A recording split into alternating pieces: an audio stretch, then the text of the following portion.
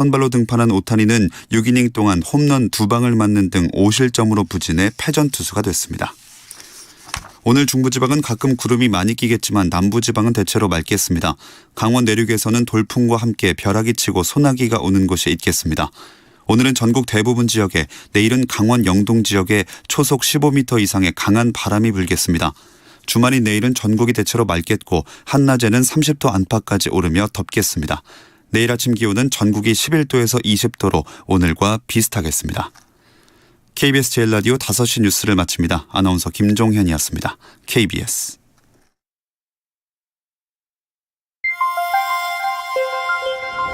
대한민국 중심 채널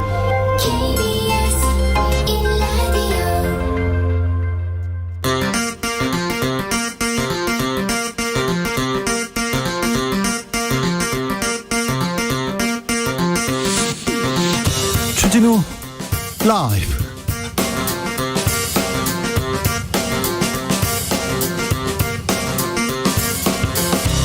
(2022년 5월 27일) 금요일입니다. 안녕하십니까, 주진우입니다. 6일 지방선거 사전투표가 시작됐습니다. 투표 열기 지난 지방선거 때보다 뜨겁습니다. 본선거까지는 이제 5일 남았는데요. 마지막 남은 승패 변수 무엇일까요? 윤석열 대통령의 지지율일까요? 국민의힘 지지율일까요? 민주당 박지원 위원장의 사과는 어떤 또 영향을 미칠까요? 정치연구소에서 짚어보겠습니다. 법무부가 인사정보관리단을 꾸린다. 한동훈 법무부 장관이 왕 장관 소통력이 될 것이다. 논란 이어집니다. 법무부에 인사검증을 맡기는 것이 적절하냐 지적 계속 나오는데요. 오늘 윤석열 대통령은 미국에서 그렇게 한다. 논란을 일축했습니다. 대통령 비서실에서 사람에 대한 비위나 정보를 캐는 건 안 하는 게 맞다고 했습니다. 주스에서 자세한 소식 전해드립니다. 한미 정상회담, 미일 정상회담이 열렸습니다. 일본에서 한일 외교당국 간에 빠른 시일 내에 회담 열자고 밝혔다는 보도 나왔는데요. 한일 관계 개선이 좀 될까요? 윤석열 정부가 강제 동원 피해자 배상 문제 잘 풀어낼 수 있을까요? 미리 보는 한일회담 의제 호사카 유지 교수와 짚어보겠습니다. 나비처럼 날아 벌처럼 쏜다. 여기는 주진우 라이브입니다. 오늘도 자중차에 겸손하고 진정성 있게 여러분과 함께 하겠습니다. 사전투표가 진행되고 있습니다. 사전투표 하셨습니까? 본투표 하실 예정인가요? 이번 투표는요, 투표장 가시면요 1인당 7장의 투표용지를 받게 됩니다. 7장 도장 찍느라고 정신 없었어요. 그런 분들 너무 많았습니다. 그러니까 투표장 가시기 전에 어떤 후보가 나왔고 어떤 사람은 어떤 정책을 낸다. 교육감 후보들은 또 당도 없습니다. 그러니까 이렇게 이 사람은 어떤 사람인지 경력과 공약 좀 꼼꼼히 보고 들어가 주셔야 되겠습니다. 혹시 투표하고 오신 분들 투표 얘기 좀 들려주십시오. 샵 9730 짧은 문자 50원, 긴 문자는 100원, 콩으로 보내시면 무료입니다. 물론 앞으로 어떻게 투표하겠다 이런 문자도 환영합니다. 그럼 주진우 라이브 시작하겠습니다.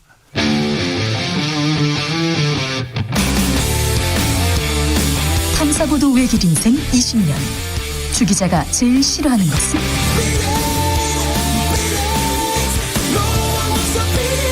이 세상에서 비리와 부리가 사라지는 그날까지 오늘도 흔들림 없이 주진우 라이브와 함께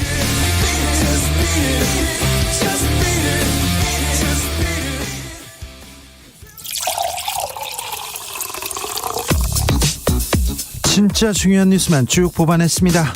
주스 정상근 기자, 어서 오세요. 네, 안녕하십니까. 오늘부터 지방선거 사전투표 시작됐습니다. 네, 이 지방선거와 국회의원 보궐선거의 사전투표가 오늘부터 이틀간 이 전국 투표소 3,551곳에서 진행 중입니다. 네. 선거 당일인 6월 1일 투표가 어려운 유권자분들은 이틀간 오전 6시부터 오후 6시까지 전국 어느 사전투표소에서나 별도 신고 없이 미리 투표에 참여하실 수 있습니다.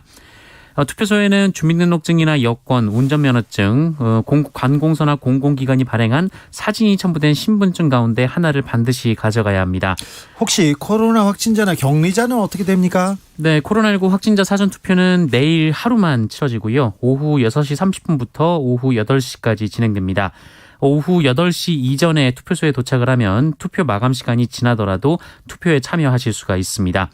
확진자는 신분증 외에도 확진자 투표 안내 문자, 코로나19 검사 양성 통지 문자를 지참해야 합니다.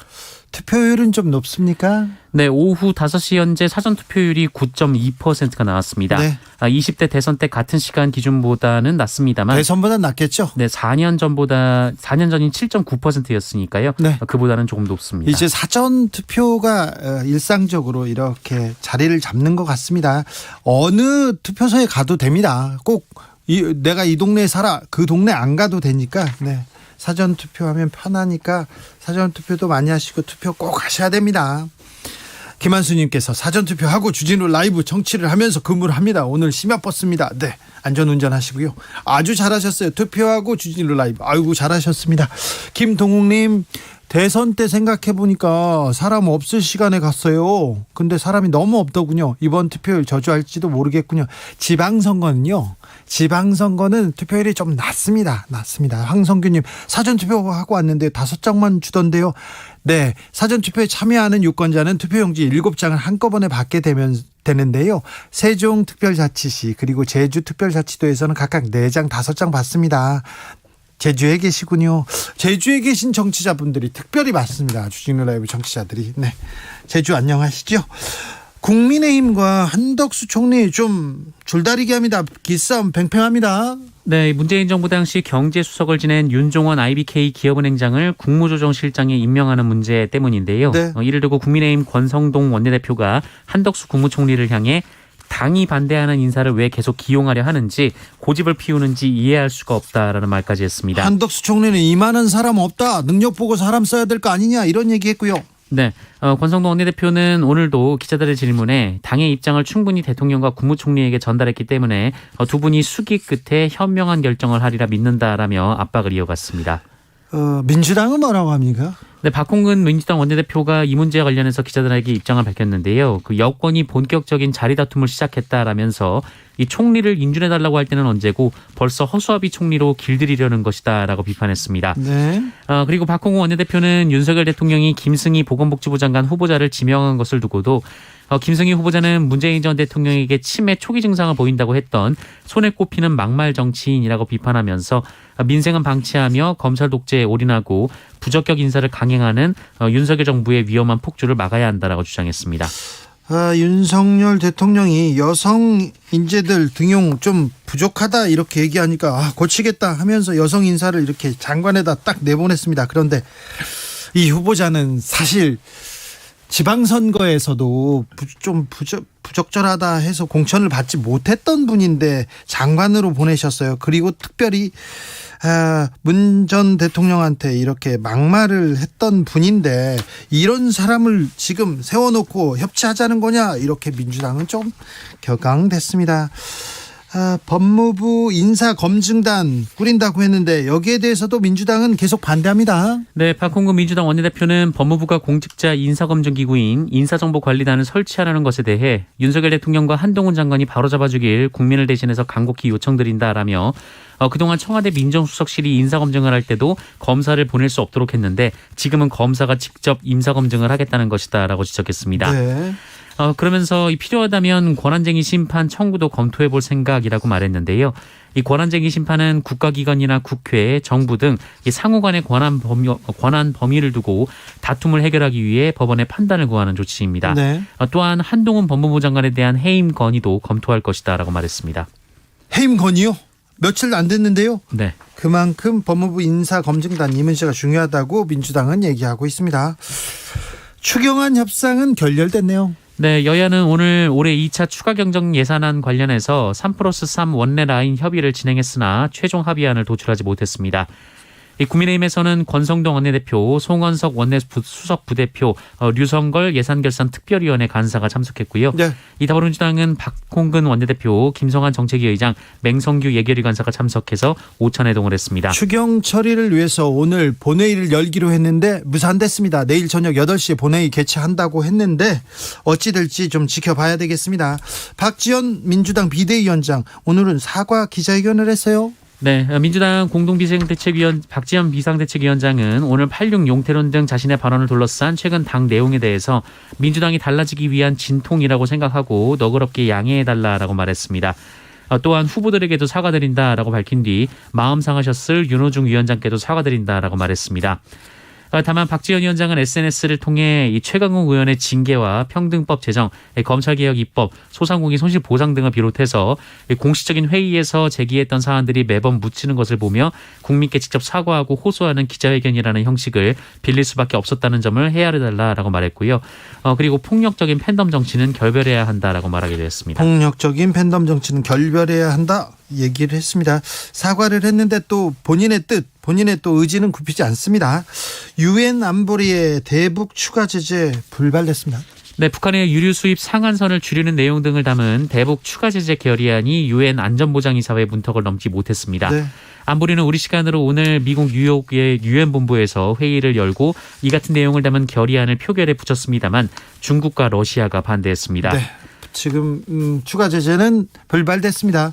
대통령실 주변에서 실탄이 사라졌어요. 네, 대통령 집무실 주위를 경비하는 101 경비단에서 실탄 6발이 분실되는 사고가 있었습니다.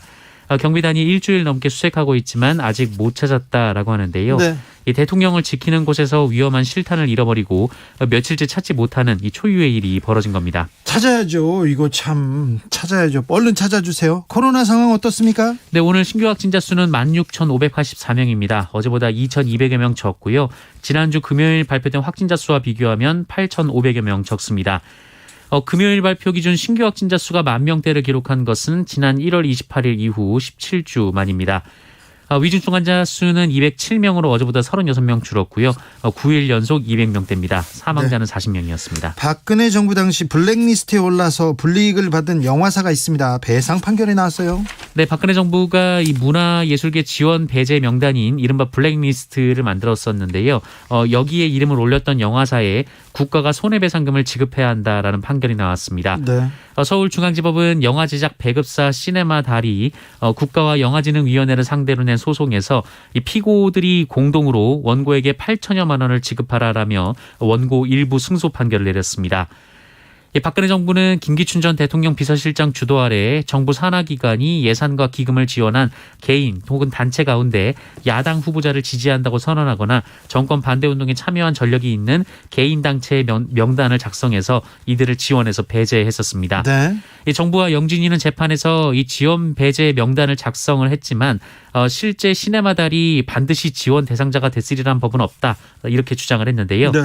하지만 재판부는 시네마달이 3건의 영화에 지원금을 신청했으나 받지 못한 점 그리고 한 건의 영화는 아예 상영하지 못한 점 등이 블랙리스트로 인한 손해라고 판단하고 정신적 고통에 따른 위자료를 더해서 손해배상금을 산정했다고 밝혔습니다. 박근혜 정부에서 정부 인사들이 불법적인 일을 해가지고 세금을 다시 물어주게 생겼지 않습니까? 이게 잘못된 거죠. 그 당시에 제 책 주기자라는 책을 영화사에서 판권을 사가지고 영화를 만들려고 했어요. 그래서 감독이 정해지고 시나리오를 다 써서 이제 영화를 만들려고 했는데 영화 제목을 바꾸라고 해가지고 아니 주기자인데 조기자나 소기자 뭐 안기자 이런 식으로 바꿔야 되냐고 그걸로 얘기하다가 영화 제작이 무산됐는데 그 영화사에서도 소송을 하면 받을 수 있겠네. 아무튼 공무원들이 불법적인 일을 해가지고 우리 세금만 쓰게 됐습니다. 이거 공무원들 이분들한테 또 청구해서 또 받아야 되는데 그렇게 할지는 모르겠습니다. BTS가 백악관에 갑니다. 네, 그룹 방탄소년단이 미국 백악관으로부터 초청을 받아 방문할 예정입니다. 백악관은 오는 31일 아시아계, 하와이 원주민, 태평양 제도 주민 등을 위한 날을 맞아서 BTS를 만나 반아시안 징후 범죄를 논의한다고 합니다. 네. 이 자리에 조 바이든 미국 대통령도 참석할 예정입니다. 네. 백악관은 글로벌 K-팝 현상이자 그래미 후보에 올랐던 한국의 음악그룹 BTS가 아시아인의 포용과 대표성을 논의하고 최근 몇 년 동안 더욱 두드러진 이슈가 된 반아시안 징후 범죄 및 차별을 다루기 위해 바이든 대통령과 함께 한다라고 밝혔습니다. 아시안 범죄가 지금 계속해서 늘고 있습니다. 지난해만 300% 이상 늘었는데 아무튼 아시안 범죄 얘기하면서 아시아 사람 중에 간판을 BTS로 이렇게 생각해서 모신 거 아니에요? 네, 그런 셈이 됐습니다. 네. 우리의 위상이, 우리 문화의 이상이, BTS의 이상이 이 정도입니다. 대단합니다. 네. RM이 살다 보니 별일이 다 생긴다 이런 얘기를 했더라고요. 신기합니다. 아무튼 BTS 대단합니다. 주스 정상근 기자와 함께했습니다. 감사합니다. 고맙습니다. 지방선거 1일차 사전투표율은 17시 현재 9.2%입니다. 9.2%까지 올랐습니다. 김선호님, 생각보다 사전투표 하시는 분들 많았습니다. 늘 고생하시는 선관위원님, 그리고 또 선거에서 도와주는 분들 감사합니다. 저도 사전투표했습니다 얘기하시고요. 4350님, 사전투표하러 갔다가 신분증을 안 가져가는 바람에 헛걸음하고 왔습니다. 신분증은 꼭 가져가셔야 됩니다. 9722님, 사전투표하고 나니까 왠지 마음이 편안해요. 일치 권리를 행사해서 그런가 봐요. 다양한 정보 감사합니다. 주 기자님 화이팅. 9722님도 화이팅 하시고 여러분도 화이팅 하십시오. 교통정보센터 다녀오겠습니다. 오수미 씨. 네, 이 시각 교통정보입니다. 금요일 저녁 시간대를 앞두고 역시나 각 도로들마다 정체가 상당한데요. 먼저 영동고속도로 인천 방향으로는 신갈 분기점 부근에서 화물차 사고도 났습니다. 5차로를 통제하고 처리를 하고 있고요. 여파로 정체입니다. 이전에 덕평에서 양지터널, 동수원에서 광교터널 쪽으로도 차들이 많고 다시 군포를 지나 반월터널, 월곶 분기점에서 각각 속도를 줄입니다. 서해안고속도로 서울 쪽으로는 화성 휴게소 부근에서 승용차 사고가 났는데요. 이 여파와 함께 교통량도 많아서 서평택 분기점부터 화성 휴게소까지 가는데 14km나 막히고 있습니다. 중부 내륙고속도로 양평 쪽으로도 충주 분기점에서 소형 화물차 사고의 여파로 밀리고요. 경부 고속도로 부산 가는 길 도동 분기점에서도 승용차 사고의 영향으로 정체가 되고 있습니다. KBS 교통정보센터였습니다.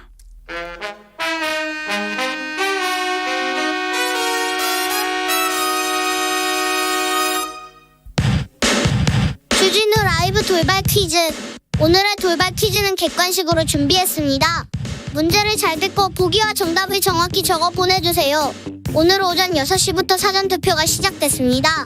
선거일 기준 18세 이상의 국민이면 모두 투표권을 행사할 수 있는데요. 유효표, 무효표 기준이 궁금하신 분들 위해 오늘 퀴즈 준비했습니다. 다음 보기 중 무효표가 되는 건 몇 번인지 맞춰주시면 됩니다. 자, 보기 드릴게요. 1번 어느 후보자에게 투표했는지 명확한 용지, 2번 정규 기표용구로 투표한 용지, 3번 아무 칸에도 투표하지 않은 용지. 다시 들려드릴게요. 1번 어느 후보자에게 투표했는지 명확한 용지, 2번 정규 기표용구로 투표한 용지, 3번 아무 칸에도 투표하지 않은 용지. 샵 9730 짧은 문자 50원, 긴 문자는 100원입니다.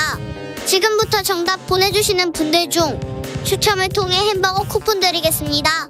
주진우 라이브 돌발 퀴즈 월요일에 만나요.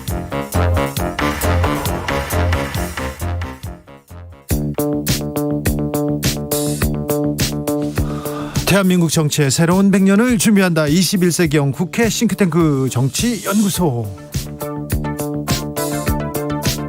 정치권에 보내는 고급진 정치 컨설팅입니다. 오늘도 뜨겁게 분석해봅니다. 박시영 TV 진행자 어서 오세요. 네, 반갑습니다. 박시영입니다. 자, 이택수 리얼미터 대표 어서 오세요. 네, 안녕하십니까. 네, 오늘 드디어 사전투표 6.1 지방선거 투표가 시작됐습니다. 네, 시간이 빨리 가죠. 그렇죠. 지금 네.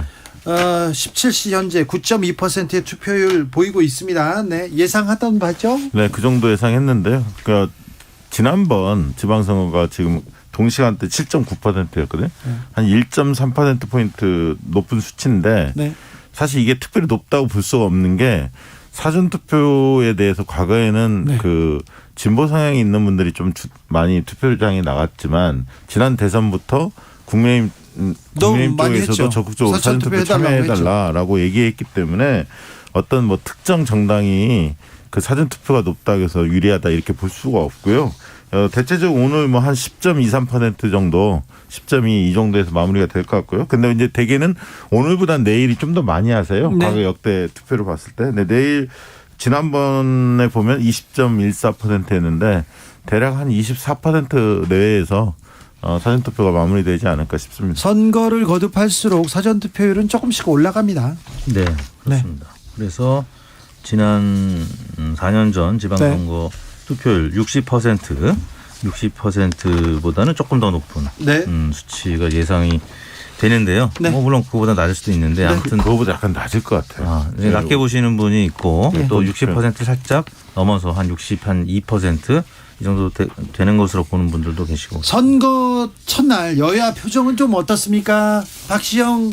아니 뭐 지금 뭐 그 전체적인 흐름이 네. 국민의힘 쪽에 좀 더 유리한 조사 결과들이 많이 나오니까요. 예. 아무래도 허니문 효과가 있지 않습니까? 네. 그러다 보니까 이제 취임 컨벤션 효과도 있고 또 야당 쪽의 약재 요소도 좀 있고 그러다 보니까 이제 국민의힘 쪽에서는 조금 더 느긋한 것 같고요. 여유가 좀 느껴지고 민주당은 바짝 긴장한데 얼마 전까지 이제 박지원 비대위원장이 좀 논란을 촉발시켰는데 오늘은 좀 수습이 지금 되는 모양입니다. 예. 사과를 했고요. 네. 후보들하고 윤호중 비대위원장이 그러면서 좀 봉합이 되는 양상이고요. 네. 어쨌든 좀 민주당도 박빙 지역이 꽤 있기 때문에 긴장감을 가지고 지켜보는 것 같습니다.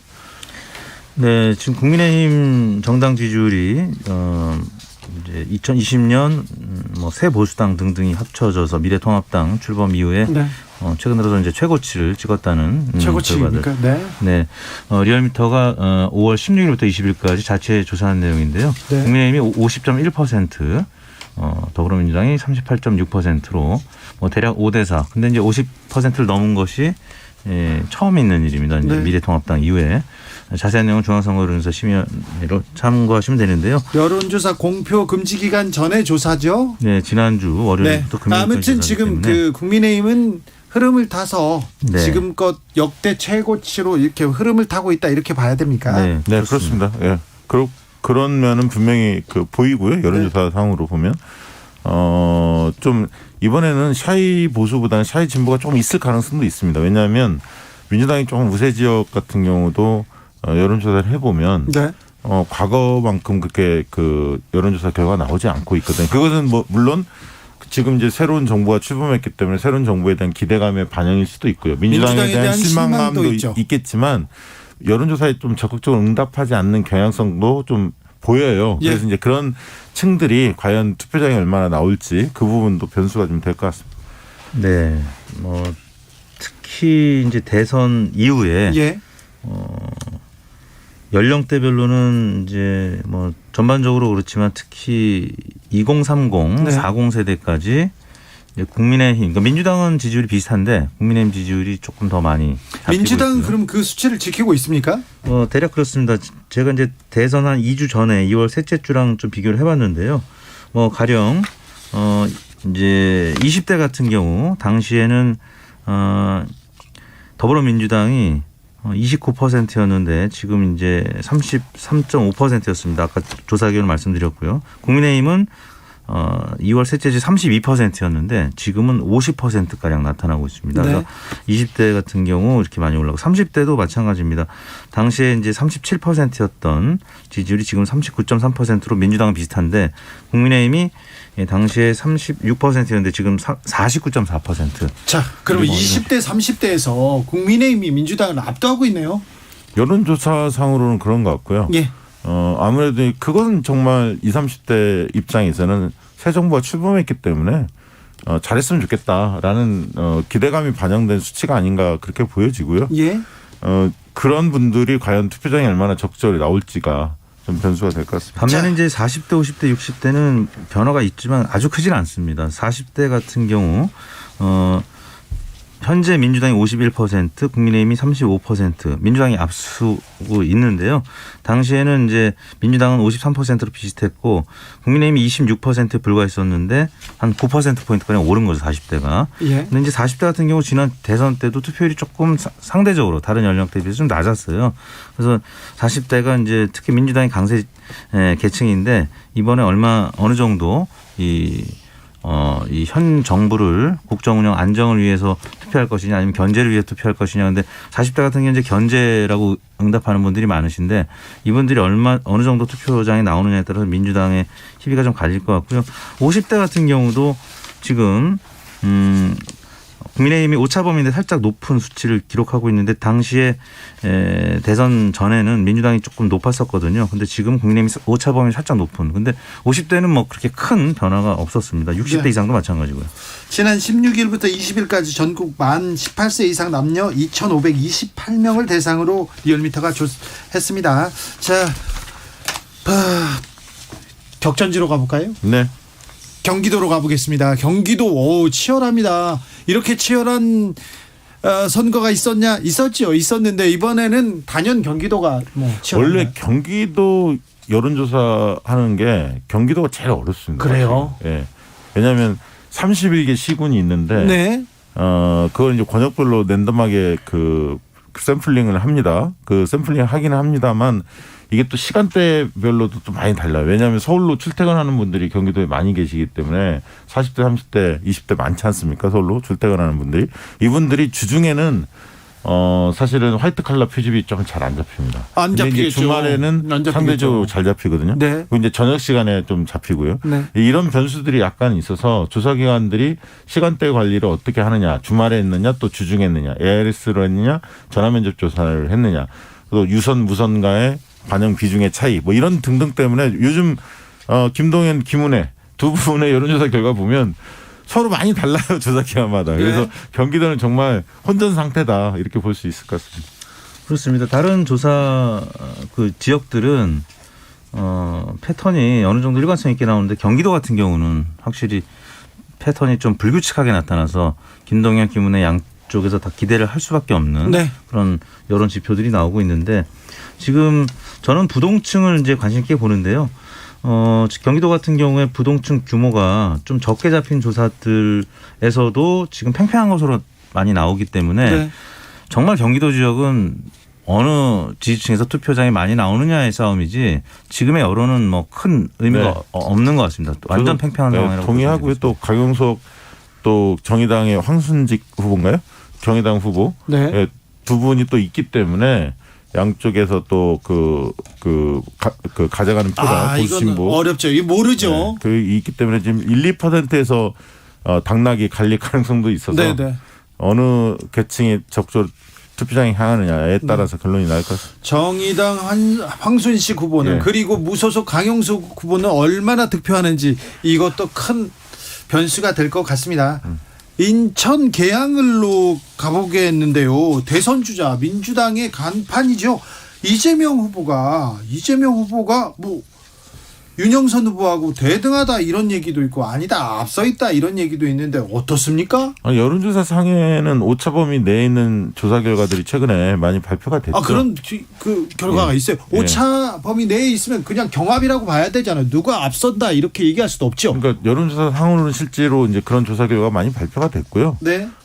다만 이제 그런 반발들이 좀 있었던 것 같아요. 왜냐하면 이제 송영길 의원이 해당 지역구였는데 서울시장으로 나갔고 그 빈자리를 이제 이재명 고문이 후보로 나선 건데요.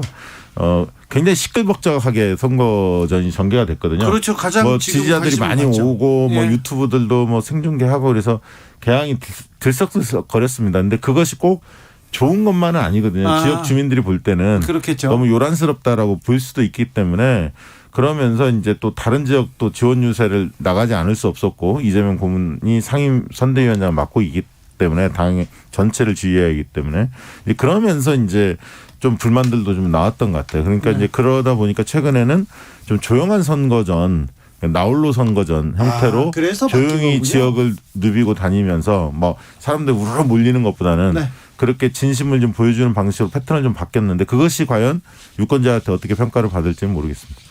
이택수 대표님, 네. 박지원 변수는 이제 어떻게 이번 선거에서 영향을 미치게 된 겁니까? 현재까지는 민주당에 좋지 않은 영향을 미쳤죠. 네. 왜냐하면 일사불란하게 뭔가 당이 움직이는 모습을 보여야 되는데. 선거인데. 네, 근데 선거 이제 중반전에 꽤 소모적인 논쟁으로 이 부분을 민주당 지지층에서는 굉장히 어떻게 보면 짜증스럽게 받고 더욱 무관심하게 만드는 그런 상황이었었는데 일단 이제 봉합 분위기로 지금 가고 있기 때문에 이제 마치 오늘 또 사전투표가 시작되는 시점에서 그래서 이제 이 부분은 그 남은 6월 1일 본투표까지 좀 잠잠해질 것 같습니다. 네, 네. 예, 이제 뭐 수면 아래로 내려가고. 네, 지금은 뭐 큰 영향 없을 것 같고요. 오히려 이제 긍정적인 부정적인 거 다 있는 것 같아요. 민주당 입장에서는.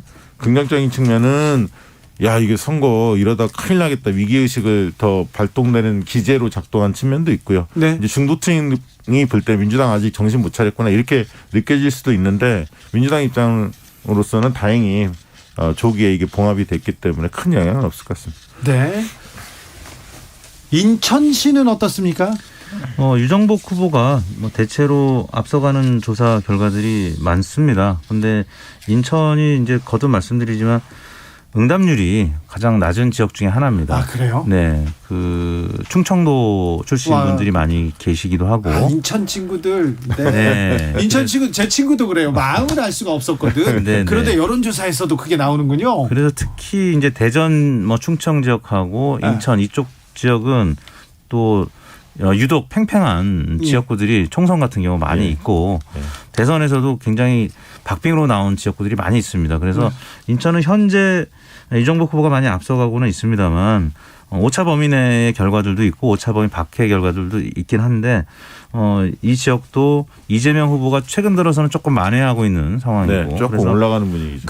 그럼 계양을 보궐선거하고 인천시장하고 조금 영향을 저는 영향이 있다고 보는 네. 편입니다. 그러니까 이재명 후보가 선거 캠페인 기조를 좀 바꾸면서 최근에는 조금 바닥을 친 느낌이에요. 조금 그 승기를 잡아가고 있는 게 아닌가 저는 개인적으로 그렇게 보고 있는데 그것이 과연 인천시장 선거까지 얼마나 영향을 줄지 영향은 분명히 줄 텐데 네. 전체 판을 역전을 시킬 만한 힘이 있을지는 좀 봐야 할 것 같습니다. 아직은 유정복 후보가 좀 앞서 네. 달리고 있다 이렇게 보시는군요. 두 분 다. 근데 투표 용지를 8장까지 받는 지역 중에 하나가 이제 계양이거든요. 네. 근데 이제 지방선거 특히 줄 투표하잖아요. 네. 그렇기 때문에 이재명 후보하고 또 이 박남춘 후보는 굉장히 서로 연관성이 있는 지역구 후보라고 할 수 있거든요. 그래서 이재명 후보가 좀 회복을 하면은 박남춘 후보도 좀 상승 곡선을 그릴 수가 있고. 근데 아무튼 선거 사전투표로 들어가는 시점까지는 뭔가 만회하는 이런 분위기였기 때문에 예측하기 어려운 지역 중에 하나인 것 같습니다. 서울은요? 서울을 우리가 이렇게 네 번째 부르게 됐는데 서울은 어떻게 서울은 됩니까? 사실 오세훈 후보가 많이 앞서고 있죠. 여론조사 상으로 많이 앞서고 있고. 그런데 오세훈 후보는 지방선거 때 여론조사할 때 지방선거든 총선이든 항상 앞서서 성큼성큼 앞서서 달렸는데 막상 뚜껑을 열어보면 여론조사 결과가 물론 다르더라고요. 이제 지방선거가 예. 대선이나 총선에 비해서 적중률이 낮은 건 사실입니다. 네. 그러니까 출구조사도 굉장히 고전을 많이 했고요. 과거에. 네.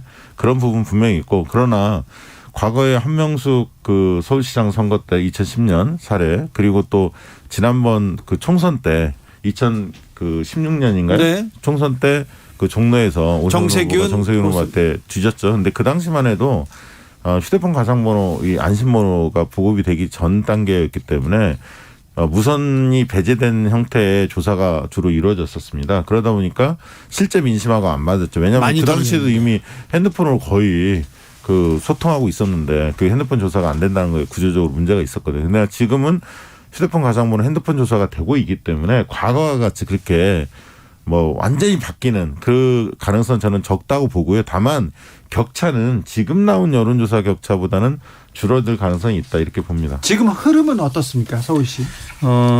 지금 흐름에 큰 변화는 없는데 이제 이 양 후보 간의 격차가 좀 큰 데는 한 25%포인트까지 차이 나는 곳들이 있어요.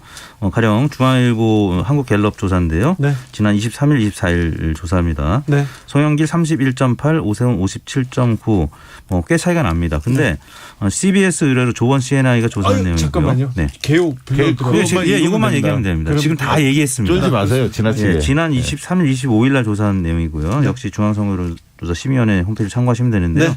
송영길 41.7, 오세훈 54%. 여기서는 12%포인트가량 네. 차이가 났거든요. 네. 그러니까 지금 오세훈 후보는 50% 초반에서 좀 멈춰 균등하게 있고. 나오는데 송영길 후보가 어떤 조사는 30% 초반, 어느 조사에서는 40%를 살짝 넘는 결과들이 나오고 있거든요. 네. 그래서 많은 전문가들은 10%포인트 이내 승부가 될 것이다라고들 많이 전망을 해요. 예. 근데 실제 근데 여론조사는 격차가 워낙 크기 때문에 뭐 10%포인트 이상 날 수도 있겠다고는 얘기는 합니다만 이제 많은 전문가들, 여론사 전문가들은 한 10%포인트 이내로 근접하고 있다 이렇게 보는 것이 맞을 것 같습니다. 이변이 일어나지는 않을까요? 지금 상황에서 서울은 쉽지 않아 보입니다. 역전의 가능성까지는 쉽지 않아 보이는데 격차가 20%포인트가량 날 거라고 보는 전문가들은 그렇게 많지 않은 것 같습니다. 알겠습니다. 아까 말씀해 주신 조사는 여론조사 공표 금지 기간 전 조사입니다. 네. 네. 성남 분당갑이나 다른 그 국회의원 재보궐선거는 어떻게 흐름이 어떻습니까? 지금 이제 접전이 제주 을 김한규 후보하고 네. 부상일 후보 네. 여기가 좀 접전인데 접전입니까? 네, 오차 범위 내에서 조사가 상당히 좀 많고요. 아 그래요? 네, 그렇습니다. 그러나 이제 오차 범위 아니지만 약간 이제 승기를 잡는 쪽은 김한규 후보 쪽이 조금 더 유리하게 나오긴 합니다. 차이가 크지 않은 조사들이 굉장히 근데 많아서. 오차 범위 내에 있는 조사가 많아요? 네, 요즘에 이거 많이 모르네요. 박빙이네. 경합이네요. 제주도는 여론조사 기관들이 가장 예측하기 어려운 곳 중에 넘버원입니다. 아 그래요? 아니 네. 경기도도 어렵다. 충남도 근데 어렵다. 제주도는 충청도도 그 중에서도 가장 어려운 왜 곳입니다. 그렇습니까? 제주도민들이 예전에 이제 4.3 또 있었고 하니까 마음을 잘 안 열어요. 마음을 잘 못 엽니다. 그것도 여전히. 있고 외지인들이 조사하는 걸 별로 응답을 잘 안 좋아하나요? 하죠. 예, 특히 또 그런 부분도 예, 있습니다. 그럼 제주도에서 여론조사 기관을 하나 만들어야 되겠는데요? 거기다가 네. 그렇죠. 그래서 정량조사 외에 뭐 정성조사를 좀 섞어야 좀 그나마 예측이 가능한 곳이기 때문에 네.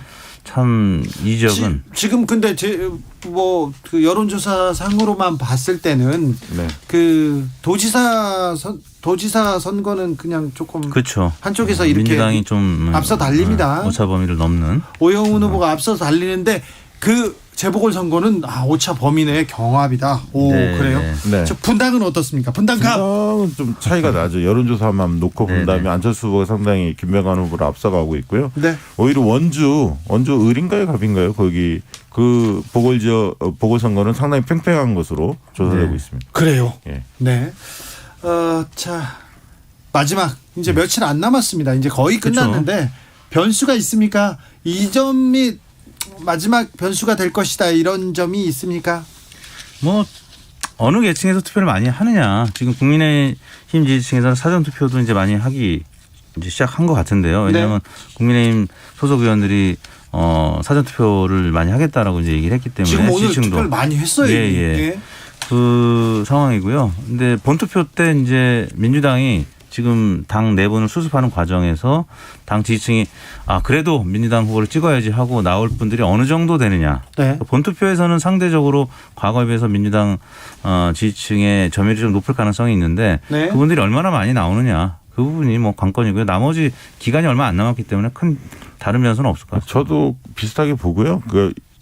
지난번 대선에서 광역단체장 숫자가 10대 7이었는데 국민의힘이 10개, 그다음에 민주당이 7개 지역을 앞섰는데 아무래도 그 전체적으로 보면 국민의힘 쪽이 유리하다고 봐야죠. 대선 승리의 기운이 있기 때문에. 네. 그래서 만약에 민주당이 5개 정도에서 만약 6개 이 정도를 광역단체장을 이긴다 하더라도 그걸 패배로 보기는 좀 어렵지 않느냐. 네. 무승부 형태로 봐야 하는 거 아닌가. 저는 개인적으로 그렇게 생각합니다. 사실상 경기를 민주당이 가져간다면 민주당도 이거는 뭐 선방했다 이렇게 얘기할 수 있죠.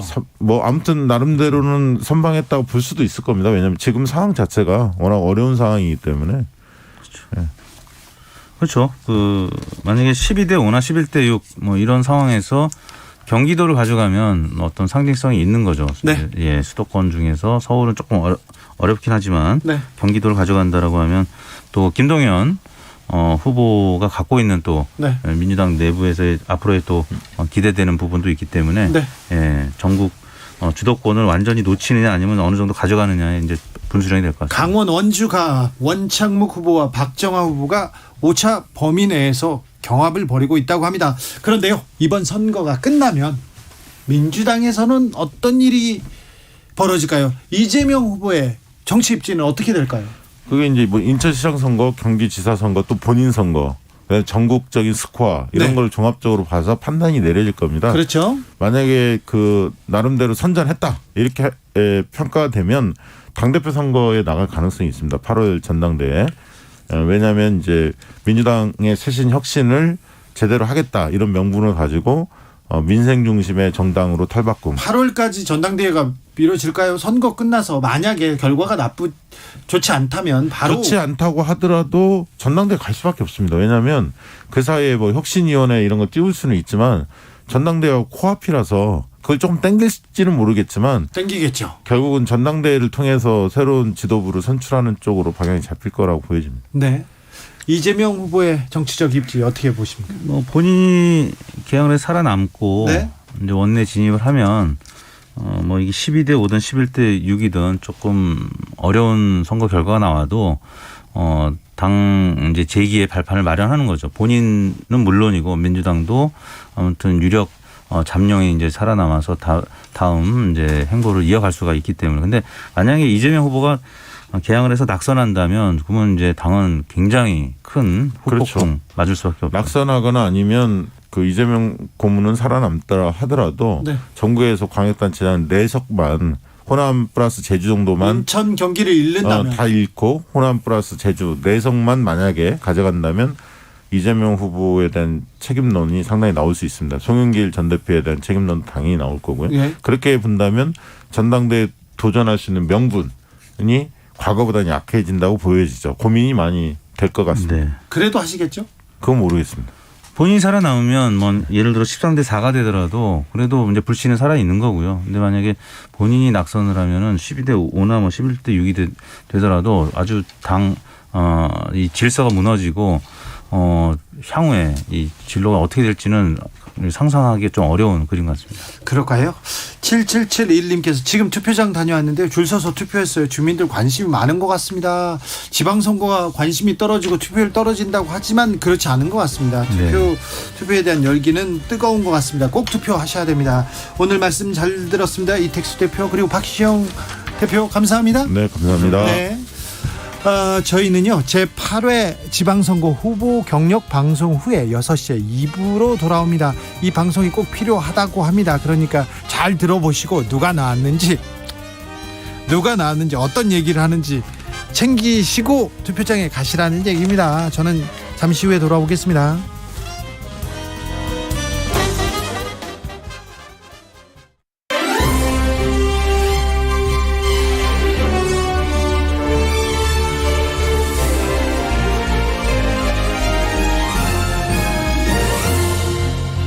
제8회 전국 동시지방선거 후보 경력방송. 이 프로그램은 공직선거법 제73조에 따라 KBS가 실시하는 선거방송입니다. 서울특별시장 후보자입니다. 기호 1번 더불어민주당 송영길 59세 변호사 연세대학교 상경대학 경영학과 졸업 전 더불어민주당 대표 전 5선 국회의원 기호 2번 국민의힘 오세훈 61세 서울특별시장 고려대학교 법학대학원 졸업 법학박사 현 제38대 서울특별시장 전 제16대 국회의원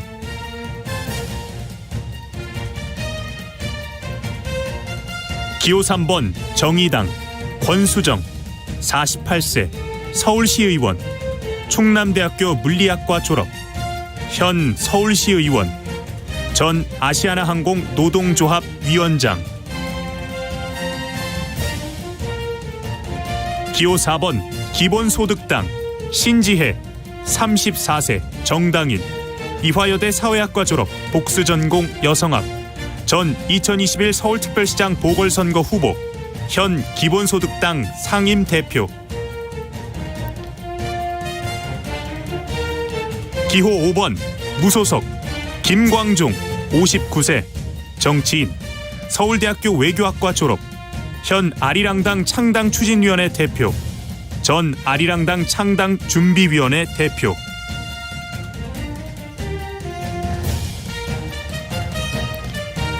인천광역시장 후보자입니다.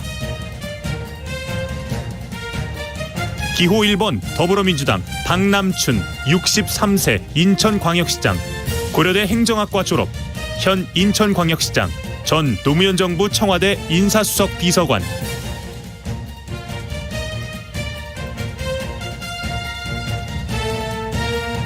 기호 2번 국민의힘 유정복 64세 정당인, 연세대 대학원 정치학과 박사과정 수료, 전 인천광역시장, 전 행정안전부 장관.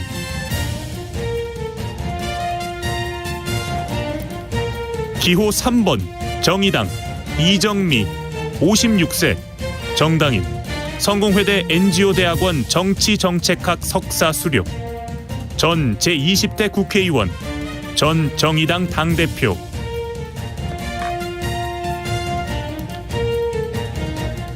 기호 4번 기본소득당 김한별 28세 정당인, 부천대학교 컴퓨터정보보안과 졸업, 전 민주노총 공공운수노조업종본부 조직부장, 현 기본소득당 인천광역시당 상임위원장. 경기도지사 후보자입니다. 기호 1번 더불어민주당 김동연 65세 정당인, 미국 미시간 대학원 정책학 박사 졸업, 전 경제부총리 겸 기획재정부 장관, 전 아주대학교 총장.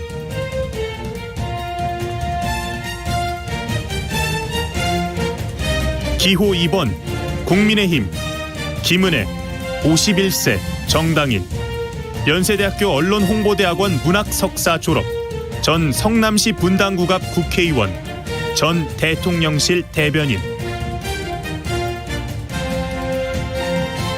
기호 3번 정의당 황순식 44세 정당인, 서울대학교 자연과학부 졸업, 해양학 전공, 전 과천시의회 의장, 현 정의당 경기도당 위원장.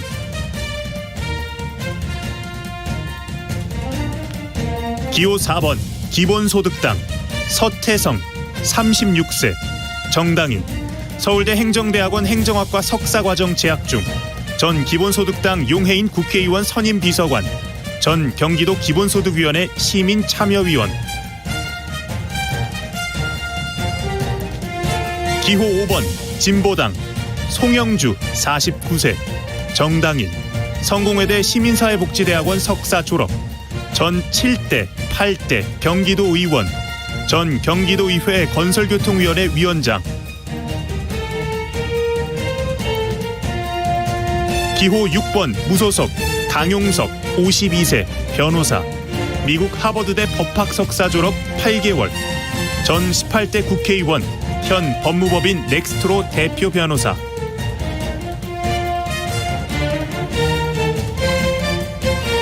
이어서 서울특별시 교육감 후보자입니다.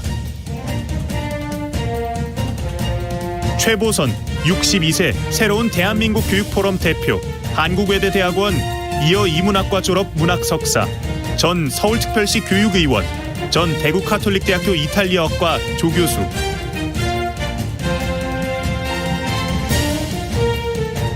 윤호상 63세 한양대학교 교육대학원 겸임교수, 숭실대 일반대학원 평생교육학과 교육학 박사, 전 중고등학교 교장, 전 서울 서부교육지원청 교육지원국장.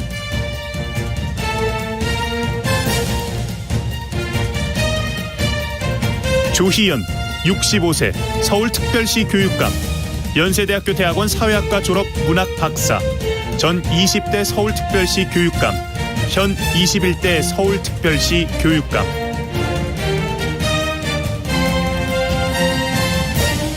박선영 66세 21세기 교육포럼 대표, 서울대학교 대학원 졸업 법학 박사, 전 2018 서울시 교육감 보수 단일 후보, 전 제18대 국회의원.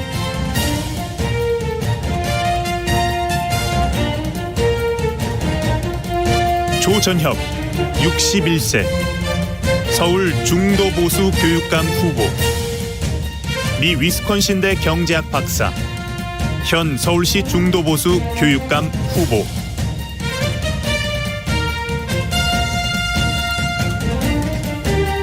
오영달 61세 서울대학교 사범대학 사회교육과 교수, 미 펜실베니아 대학원 철학 박사, 현 서울대학교 사범대학 사회교육과 교수, 전 서울대학교 사범대학 학장.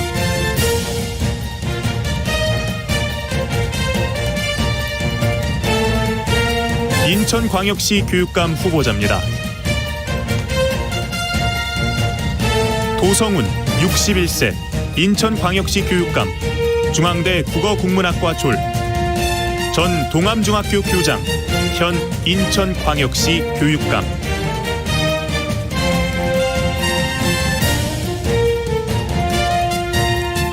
최계운 67세 인천대학교 명예교수, 미 콜로라도 주립대 토목공학 박사 4년 졸업, 전 인천대학교 교수, 전 한국수자원공사 사장. 서정호 48세 무직, 인하대 교육대학원 생체과 석사 재적 1학기, 전 인천광역시 의원 교육위원회 제1부위원장, 전 학력인정 남인천 고등학교 교사. 경기도 교육감 후보자입니다. 성기선 58세 교수, 서울대학교 대학원 졸업 교육학 박사, 전 문재인 정부 한국교육과정평가원 원장, 현 경기교육감 민주진보 단일 후보 경기교육혁신연대.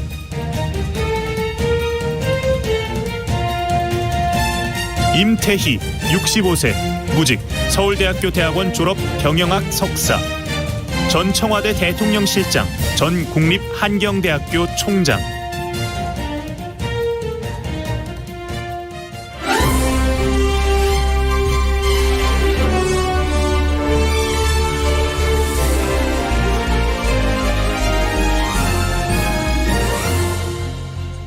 지금까지 제8회 전국 동시지방선거 후보 경력 방송이었습니다.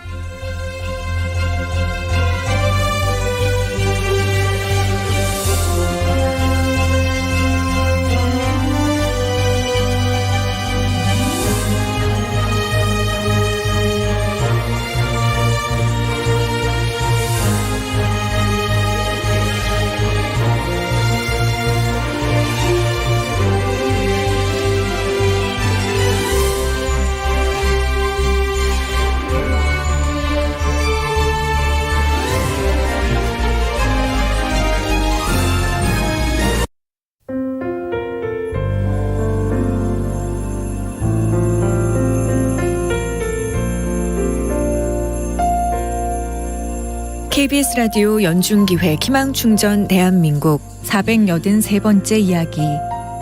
안녕하세요. 아나운서 이현주입니다.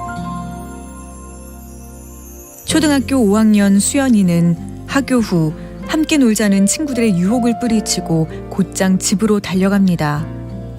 관절 연골에 종양이 생기는 육종암 진단을 받고 투병 중인 엄마가 온종일 수연이만 기다리고 있기 때문입니다.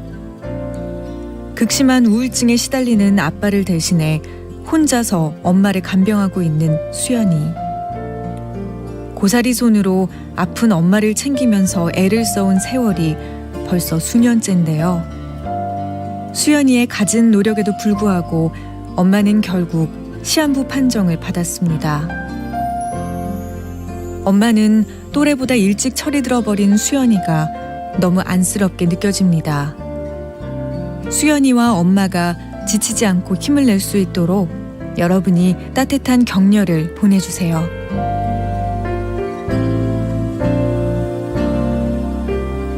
여러분의 따뜻한 손길이 희망의 빛이 됩니다. ARS 060-700-1580 060-700-1580 한 통화 3,000원으로 희망을 선물해 주세요. KBS 라디오 연중기획 희망충전 대한민국은 초록우산 어린이재단, 인탑스 주식회사, 그리고 청취자 여러분과 함께합니다. ARS 060-700-1580 한 통화 3,000원입니다.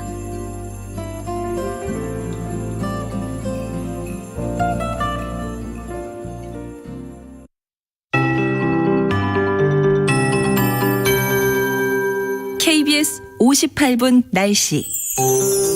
전국이 대체로 맑은 하늘에 공기도 깨끗합니다. 당분간 먼지 걱정은 없는데요. 더위가 주춤하는 사이 바람이 강해졌습니다.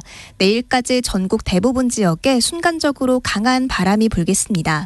특히 강풍주의보가 내려진 경북 동해안은 오늘 밤까지 순간풍속 초속 20m 이상의 강풍이 불겠습니다. 바깥에 설치된 시설물이나 적재물 관리 잘 해주셔야겠고요. 이 중 경주와 포항, 그 밖에 대구, 구미, 경산 등 경북 지역엔 건조주의보도 내려져 있습니다. 바람을 타고 작은 불씨가 크게 번질 수 있으니까요. 불씨 관리에도 힘써주시기 바랍니다. 오늘도 햇볕은 따사로웠지만 주 초반보단 더위가 덜했습니다. 낮 최고 기온 전국이 18도에서 31도의 분포를 보였습니다. 주말엔 다시 더워지겠습니다. 내일 아침은 서울과 대구, 광주가 16도 안팎으로 오늘과 비슷할 텐데요. 한낮에 서울이 29도, 대전 30도, 광주 31도, 강릉과 대구, 포항이 33도 안팎까지 오르겠습니다. 하늘은 맑겠지만 제주도는 저녁부터 구름이 많아지겠습니다. 일요일 오전엔 제주도에 비 소식이 있고요. 오후에 전남, 밤부터 그 밖에 남부로 확대했다가 월요일엔 전국에 비가 내릴 전망입니다. 지금 서울의 기온 22.8도입니다. 박다효입니다.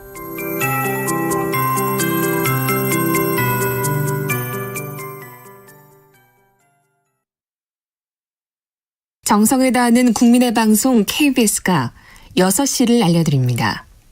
AM 711kHz, FM 97.3MHz, KBS 1라디오입니다. HLKA.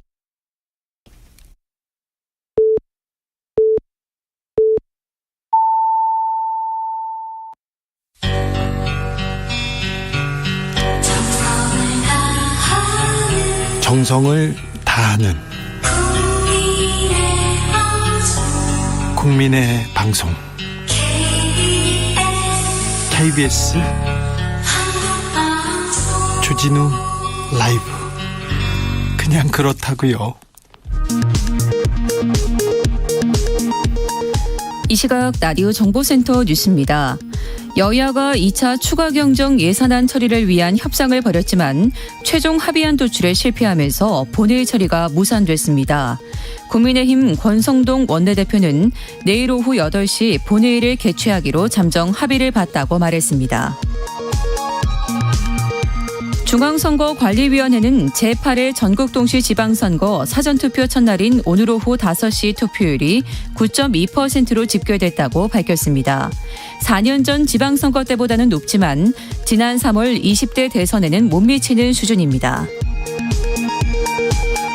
합리적인 이유 없이 연령만을 이유로 임금을 깎는 임금 피크제는 무효라는 대법원 판단과 관련해 고용노동부는 정년 유지형 임금 피크제가 모두 무효라는 것은 아니다라고 밝혔습니다. 고용부는 다른 기업에서 시행하는 임금 피크제 효력은 판단 기준 충족 여부에 따라 달리 판단될 수 있다고 말했습니다. 강원도 홍천군의 한 돼지 농장에서 어제 아프리카 돼지열병이 발생했지만 국내 돼지고기 공급에는 별다른 차질이 없을 것으로 전망됐습니다. 농림축산식품부는 국내 돼지 공급에는 단기적 영향뿐 아니라 장기적 영향도 없을 전망이라고 밝혔습니다. 지금까지 라디오 정보센터 뉴스 정원나였습니다.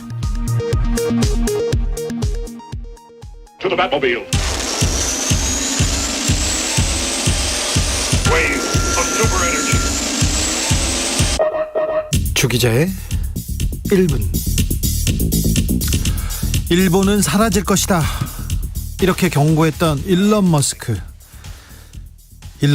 한국을 가장 빠르게 인구가 붕괴하는 국가라고 얘기했습니다. 머스크는 지금 추세라면 한국은 얼마 후 60대 이상이 대부분이 될 것이라고 했고요. 3세대가 지나면, 그러니까 90년이 지나면 인구는 330만 명가량이 될 것이라고 예상했습니다. 일론 머스크는 저출산 고령화 시대를 대비해서 로봇을 개발하고 있어요. 그래서 인구 감소에 대한 연구를 지속적으로 하고 있습니다. 그래서 전문가라고 할 수 있습니다. 그 사람이 한국의 저출산 문제를 지적했습니다. 세계은행이 조사한 2020년 국가별 출산율은요, 따져봤더니 200개 나라를 조사했는데 그중에 한국은 200등, 0.84명. 일본은 186입니다. 1.34명. 그런데 속을 들여다보면 우리가 훨씬 더 심각했습니다. 우리나라 출산율은요, 지난해에는 0.81명으로 더 떨어집니다. 올해도 인구 감소와 관련해서는 계속해서 신기록 행진 중입니다. 올 1분기 출생아는 역대 최소, 3월 동월 기준 역대 최소 0.7명대의 출산율을 기록할 것으로 보입니다. 한국 말고 홍콩도, 대만도, 싱가포르, 태국도 이렇게 출산율이 낮습니다. 그런데 한국처럼 낮지는 않습니다. 일본은 출산율 추락을 멈췄어요. 그래서 다시 이제 출산율이 상승 곡선을 그리려고 합니다. 전문가들은 청년 실업이 해소된 것이 가장 큰 영향을 미쳤다고 분석합니다. 청년 실업. 추락하는 출산율, 희망이 보이지 않는 미래에 대한 청년 세대의 비명이라고, 출산 파업이라고 어떤 전문가는 분석하더라고요. 인구 감소, 청년 소멸, 이보다 더 심각한 문제는 없습니다. 국가가 사라진다니까요. 그런데 대선 때도, 인수위에서도 저출산 문제 극복을 위한 대책이 안 나옵니다. 이번 선거에서도 들은 적이 없습니다. 이거 정치인들이 얘기해야 되는 문제입니다. 개인의 문제가 절대 아닙니다. 젊은이들이 애를 안 낳는다고 타박할 일 절대 아닙니다. 국가가, 기성세대가 나서서 미래 세대에게 희망을 품을 수 있도록 뭐라도 해야 됩니다. 청년들이 살아갈 수 있도록, 사랑할 수 있도록 뭔가 해야 됩니다. 지금 당장요. 급합니다. 국가가 사라지고 있습니다. 지금까지 주 기자의 1분이었습니다.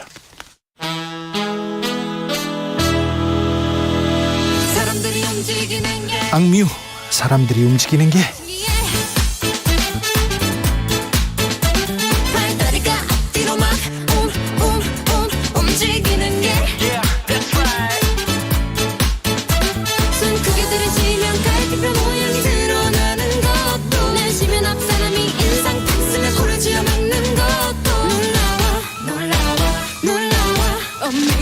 어릴 때 내봐도 정보니 완전 꼬맹이 위하고 찍은 피처를 보니 내가 싶은 꼴리 뭐 맞고 이렇게 훌쩍 컸나 보냐 우리 엄마 아빠 사랑 먹고 이리 잘 컸나 보다 그 수많은 생물 중에 인간이라서 참 다행이야 장난감으로 태어났다면 혼자 움직이지도 못할 텐데 생각만 해도 끔찍해 그러고 보니 내 심장은 어떻게 bounce 뚜뚜루뚜뚜뚜뚜 bounce hey 사람들이 움직이는 게 신기해 발다리가 앞뒤로 막 움직이는 게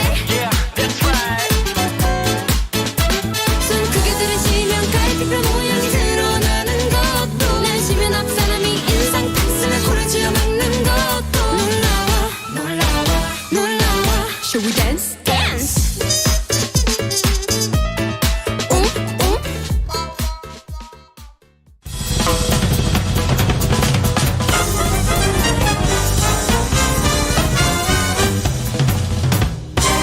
훅 인터뷰. 모두를 위한, 모두를 향한, 모두의 궁금증 훅 인터뷰. 지난주에 한미 정상회담이 있었고요. 이어서 미일 정상회담도 있었습니다. 북한은 또 탄도미사일 발사했고요. 뜨거운 한 주였습니다. 일본에서 계속 윤석열 정부에 대한 기사 나오는데 그 얘기도 궁금합니다. 호사카 유지 세종대 교수 모셨습니다. 안녕하세요. 네, 안녕하십니까. 잘 계시죠, 교수님? 예, 잘 있습니다. 사모님도 잘 계시고요. 예, 잘 있습니다. 네. 사모님이 훌륭하십니다. 그렇습니까? 그렇죠. 주진우 기자를 아주 좋아합니다. 네, 그러니까 훌륭하십니다. 예. 아유, 존경한다고 전해 주십시오. 네. 교수님, 한미 정상회담이 있었고 미일 정상회담이 있었습니다. 일본에서 네. 미일 정상회담은 어떻게 평가합니까? 이곳으로 미일 동맹이 더 강화되었다. 네. 이런 식으로 이야기를 하고 있습니다. 네. 물론 작은 부분에서는 걱정의 소리도 나옵니다. 그거는 역시 대만 문제죠. 네. 대만을 중국이 침공했을 때 네. 미국이 거기에 군사 개입을 하겠다. 네. 막 이런 이야기를 바이든 대통령이 했지 않습니까? 네. 거기에 일본도 참여해야 되는 것이 아닌가라는 네. 부분은 상당히 걱정거리가 많은 부분입니다. 일본에서도. 네. 일본에선 지금 방위비를 계속해서 늘려야 된다 이렇게 외치고 있어요. 예, 그거는 특히 그 아베 신조 총 일본 총리 쪽에서 그러니까 극우 쪽에서 네. 즉 이야기를 하고 있어가지고 예. 요새 러시아의 우크라이나 침공 사태도 있기 때문에 일본 내에서 어쩔 수 없이 그쪽으로 가야 되는 것이 아닌가 네. 그러한 여론이 현존되어 있는 것입니다. 네. 네. 교수님께서는 바이든 대통령이 한국과 일본을 차례로 방문했는데 네. 어떤 부분이 이렇게 주목되던가요? 예, 역시 그 50년 만에 네. 먼저 그 한국에 왔습니다. 역사적으로 일본에 가서 한국에 오는 것이 보통이었는데 그렇죠. 왜 한국에 먼저 왔을까라는 것이 일본에서도 궁금했고요. 예. 일본에서도 이게 일본에 대한 견시가 아닌가 이런 이야기들이 좀 나왔습니다. 그랬어요? 그러나 결과적으로 경제 안보라는 부분에서 한국이 대단히 중요한 파트너가 되었다라는 부분들이 좀 있었고 일본은 크게 못하기 때문에 사실 그 반도체 기술이라든가 제조라든가 이러한 부분에서 미국의 요구에 응하지 못하는 부분이 있습니다. 일본은 사실 기술 부분은 어느 정도 첨단 기술이 있다고 해도요. 제조는 못합니다. 아 그래요? 예, 최첨단 반도체를 만들 수 있는 나라는 대만하고 사실 한국뿐입니다. 네. 그런데 대만이 그 침공당할 경우요. 최악의 경우는 중국에서 대만을 침공한다 이거잖아요. 그러니까 한국을 정확하게 챙겨야 되는 것이 현재 미국의 입장입니다. 일본이라기보다 미래의 군사 기술이라든가 이런 곳에 쓰이는 최첨단 반도체를 만들 수 있는 나라를 미국이 확보해야 되는 그러한 입장이 현재 미국의 입장이죠. 그래서 먼저 한국에 온 거죠. 아 그렇습니까? 예. 그래서 그 한미 정상회담 이전에 또 삼성전자 갔습니다.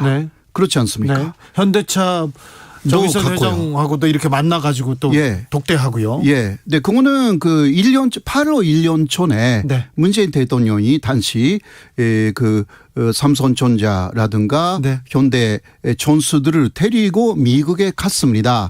그때 400억 달러의 미국에 대한 투자를 이야기한 게 지난해 5월 22일이었습니다. 그러니까 이번에 그러한 한국에 바이든이 온 것은 바로 1년 지나서 온 것이고요.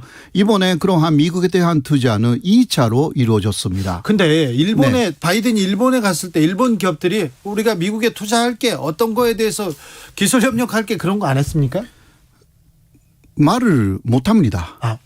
그런 회사가 없어요? 예. 왜냐하면 그 고액 투자를 할 수 있는 기업이 사실상 일본에 없습니다. 없다고요? 예.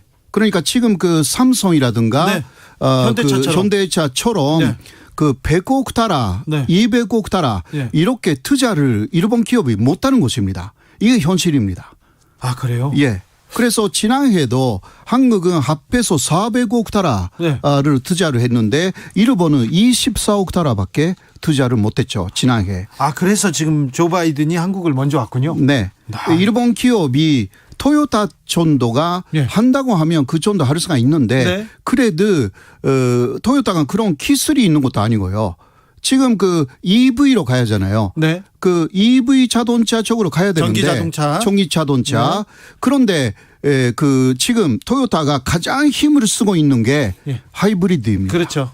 하이브리드는 앞서 갔지만 전기차는 그만큼 전기차에서는 좀 뒤처져 있죠. 그러니까 바이든이 볼 때 그런 면에서는 지금 한국이 더 매력적인 거죠. 여러 면에서 배터리라든가 그리고 특히 군사 기술에 쓰이는 최첨단 반도체를 그 대만 쪽에서 92% 세계, 한국은 8%인데 대만은 위험하니까 한국을 챙겨야 되는 거죠.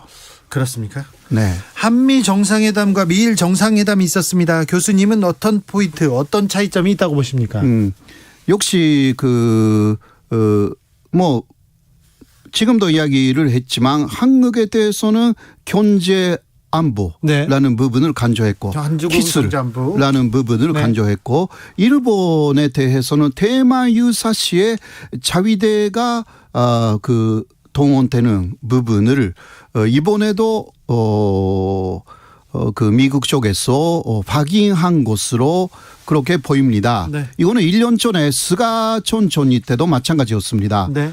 그래서 오히려 군사적으로는 일본에 미국이 좀 많이 기대하는 부분들이 좀 있고요. 네. 자위대가 후반 지원을 많이 해야 된다. 네. 그리고 대만에 대해서 혹시 대만 유사시에는 생각요르도도 유사시가 된다. 네. 이거는 대만 문제라는 것은 일본 문제이기도 하다. 이게 미국 쪽의 시각이고 대만도 그렇게 보고 있습니다. 네. 우리가 침공 당할 때 그러니까 대만이 말할 때 대만이 침공 혹시 당할 때는 일본이 주장하는 생각요르도도 이게 중국이 그리고 대만도 마찬가지고 그 중국 용도라고 그 하고 있는 그 일본이 주장하는 일본의 용도 그러나 중국이 주장하는 중국 용도 생각요르도에도 중국이 침공한다. 네. 결국은 일본 문제다. 이런 식으로 네. 이야기가 나와 있습니다. 알겠습니다. 교수님, 바이든 대통령이 일본 순방을 마치자마자 북한에서 미사일을 쐈어요. 네. 3방을 쏘았는데 한 방은 일본을 향해서 일본용이라고 이런 보도도 나왔습니다. 네. 이 일본 내 반응은 어떻습니까? 먼저 그 두 발을 쏘는데 네. 하나는 ICBM이다. 네. 그런 식으로 일본에서 난리가 났습니다. 예. 그리고 그 한국 쪽에 발표에 그 정보가 있지 않습니까? 네. 그 사정콜이라든가 네. 여러 가지 그 미사일 정보가 미국하고 한국에서 나온 거하고 일본이 말한 것이 차이가 굉장히 있었습니다. 네. 네. 물론 정확한 것은 한국이나 미국 쪽에서 발표한 그러한 미사일의 정보인데 네. 일본 쪽의 정보가 정확하지 않다. 네. 그래서 결국은 한국의 이러한 부분은 한국의 군사 정보에 위조할 수밖에 없다 일본이. 네. 막 이러한 평가도 나와 있는 실정입니다. 또 일본이 계속해서 한국 군사 정보 원하는군요. 그러니까 그 지소미아 문제죠. 네. 사실. 예. 그런데 지소미아를 필요로 하는 나라는 한국 이상으로 일본입니다. 일본이 많이 원하는 거 아니에요? 일본이 원하는 거잖아요. 예. 그러니까 일본이 원한다면 우리 쪽에서 네. 제공할 수 있게 잘 해줘야 되는 거 아니에요? 일본 쪽에서. 네. 예. 알겠습니다. 물론 미국 쪽에서 네.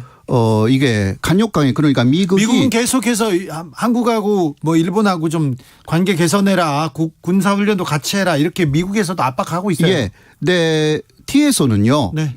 그 3년 전에 일본이 한국에 대해서 수출 규제를 했지 않습니까? 예.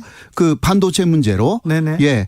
이곳을 그 바이든 정권이 된 이후에 예. 계속 일본에 대해서 그 아주 쓴소리를 했습니다. 수출 규제 이거 잘못됐다고? 잘못됐다고. 네. 예. 그러니까 이번에 그 한국에 바이든 대통령이 와가지고 사실 한국의 반도체의 공급망 네. 이곳을 미국이 활용하겠다. 네. 서프라이 체인이라고 하죠. 네. 이곳을 활용하겠다. 이곳은 그 3년 전에 일본이 그 서프라이 체인 공급망을 분단시킨 거예요. 네. 여기에 대해서 미국이 확실하게 반대를 행동으로 보여준 거거든요. 네. 이번에. 네. 예. 이러한 분석이 일본에서도 나와 있습니다. 일본에서도? 예. 그래서 일본 경제신문, 일본 계좌신문이 3년 전에 수출 규제는 정말 잘못된 정책이었다. 네. 이런 식으로 또 사설에서 보도하기도 했습니다. 그러면 한국에 대한 수출 규제가 지금 사라질 수도 있네요.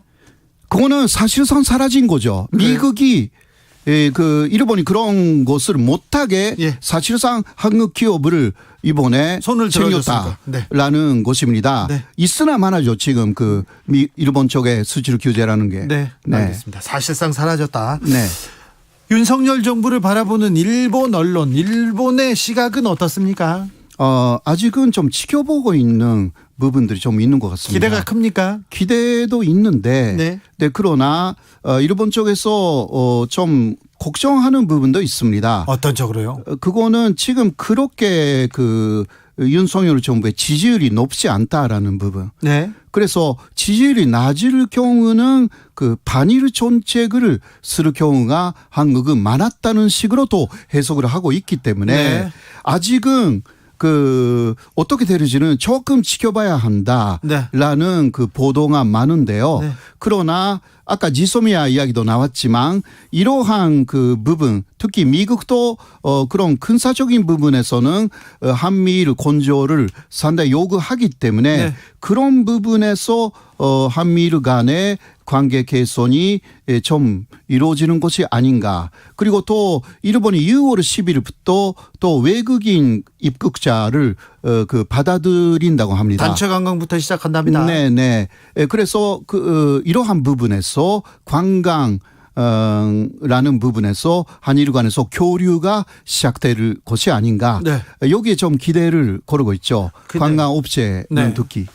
이웃나라고 한일 관계는 뭐 개선돼야죠. 그렇게 그렇죠. 잘 지내야 되는데 일본 극우 세력, 극우 정당에서 계속해서 위안부 피해자 조롱하고 모독하는 행사 열고 그렇습니다. 네. 어떻습니까? 이거 왜 그렇습니까? 이거. 그러니까 일본의 극우 쪽에서는 뭐 이것은 1990년대부터 네. 현재까지 똑같습니다. 네. 그러니까 위안부 문제라는 것이 일본의 가장 큰 수치다. 네. 그리고 일본군이 그것을 저질렀다. 네. 이것을 부정하지 않으면 일본군을 부활시키는 것도 어렵다. 네. 그래서 자위대를 일본군으로 고치기 위해서라도 위안부라는 것은 일본이 잘못돼서 한 것이 아니라 자발적인 매진부였다. 이런 것을 세계화시켜야 된다. 네. 이게 일본 극우의 생각이고 사실 일본 정부도 마찬가지입니다. 네. 그래서 자꾸 이상한 소리를 하는 것이고요. 네. 그러나 유엔 인권위에서도 위안부는 선노예였다. 정확하게 이야기를 하고 있기 때문에 일본의 그러한 잘못된 조항이라는 것은 없어져야 하고요. 일본이 독일처럼 독일처럼 과거를 정확하게 반성하고 올바른 이야기를 하기 시작하면 한국도 많이 일본하고 그럼요. 예, 그렇죠. 네, 언제든지 손을 잡을 자세가 돼 수가 있어요. 있죠. 예. 할 수가 있죠. 일본이 그러니까 콩은 일본에 있다. 그렇죠. 네, 일본은 그러나 반대로 말합니다. 네. 콩이 한국에 있다고. 아닙니다. 콩이 일본에 있는 거죠. 그렇죠. 예. 내달 중순에 일본을 방문해서 박진 외교부 장관이 하야시 요시마사 외무상과 회담을 하는 걸로 지금 조율되고 있다고 봅니다. 네. 자, 한일 관계는 어떻게 풀어야 될까요? 예, 역시 어려운 문제. 네. 예를 들면 독도 문제라든가 위안부 문제라든가 이런 것은 지금 논의하면 안 되는 부분들이 좀 있습니다. 예. 네, 그러나 새롭게 일본 대사로 임명될 것으로 알려져 있는 분이 네. 간제 지원 문제는 한국 쪽에서 다 책임을 지는 방법으로 해결할 수도 있다라든가 혹은 일본하고 한국의 기업이 합해서 새로운 기금을 만들어서 해결할 수도 있다. 이러한 이야기를 요새 인터뷰로 하신 것으로 알고 있습니다. 네. 그렇기 때문에 한국 쪽에서도 일본에 조금 양보하면서 한일 관계에 가장 지금 내관이 되어 있는 간제 지원 문제, 현금화 문제 이것은 좀 피하려고 여러 가지 방안을 내놓고 있는 것 같습니다. 위안부 문제에 대해서는 당시의 위안부 합의 2015년에 위안부 합의는 하지 않은 없었다.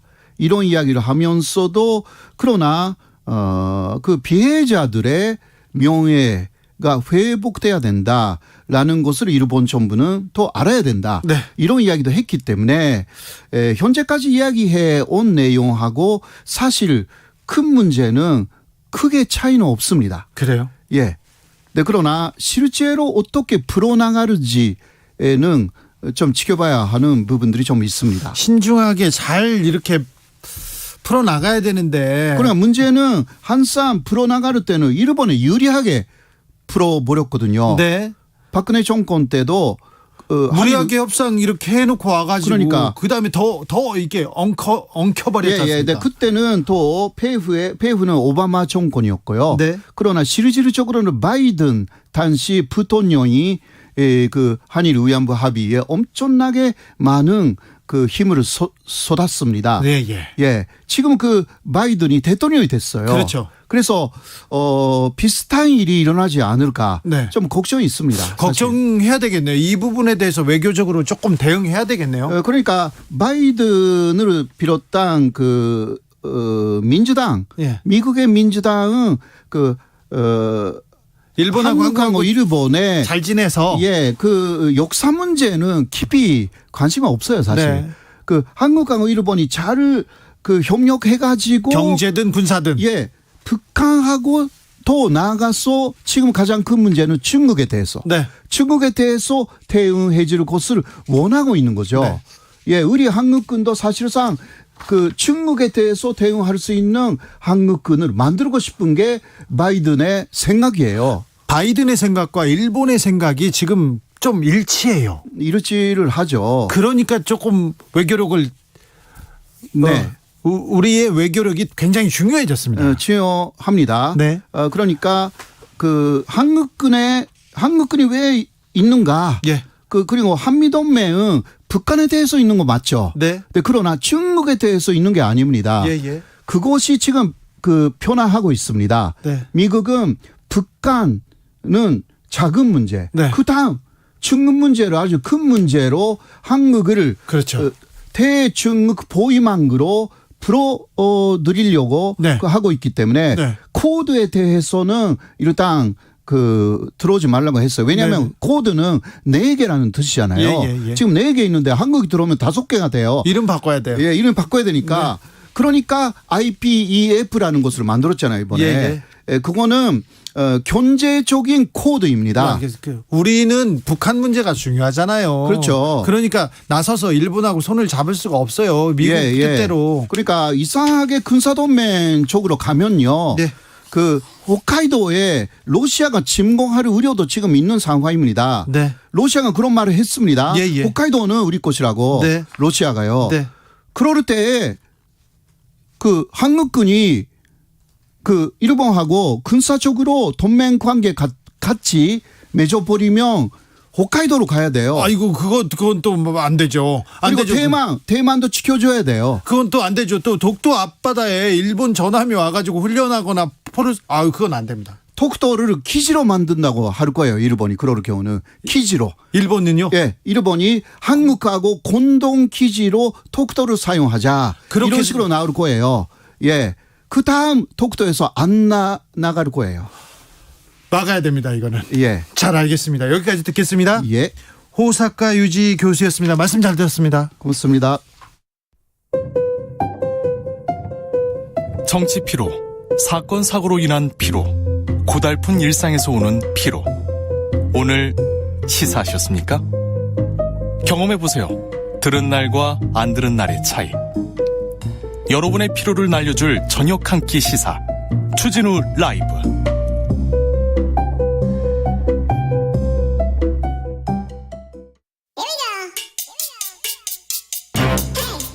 뉴스를 향한 진지한 고민, 기자들의 수다.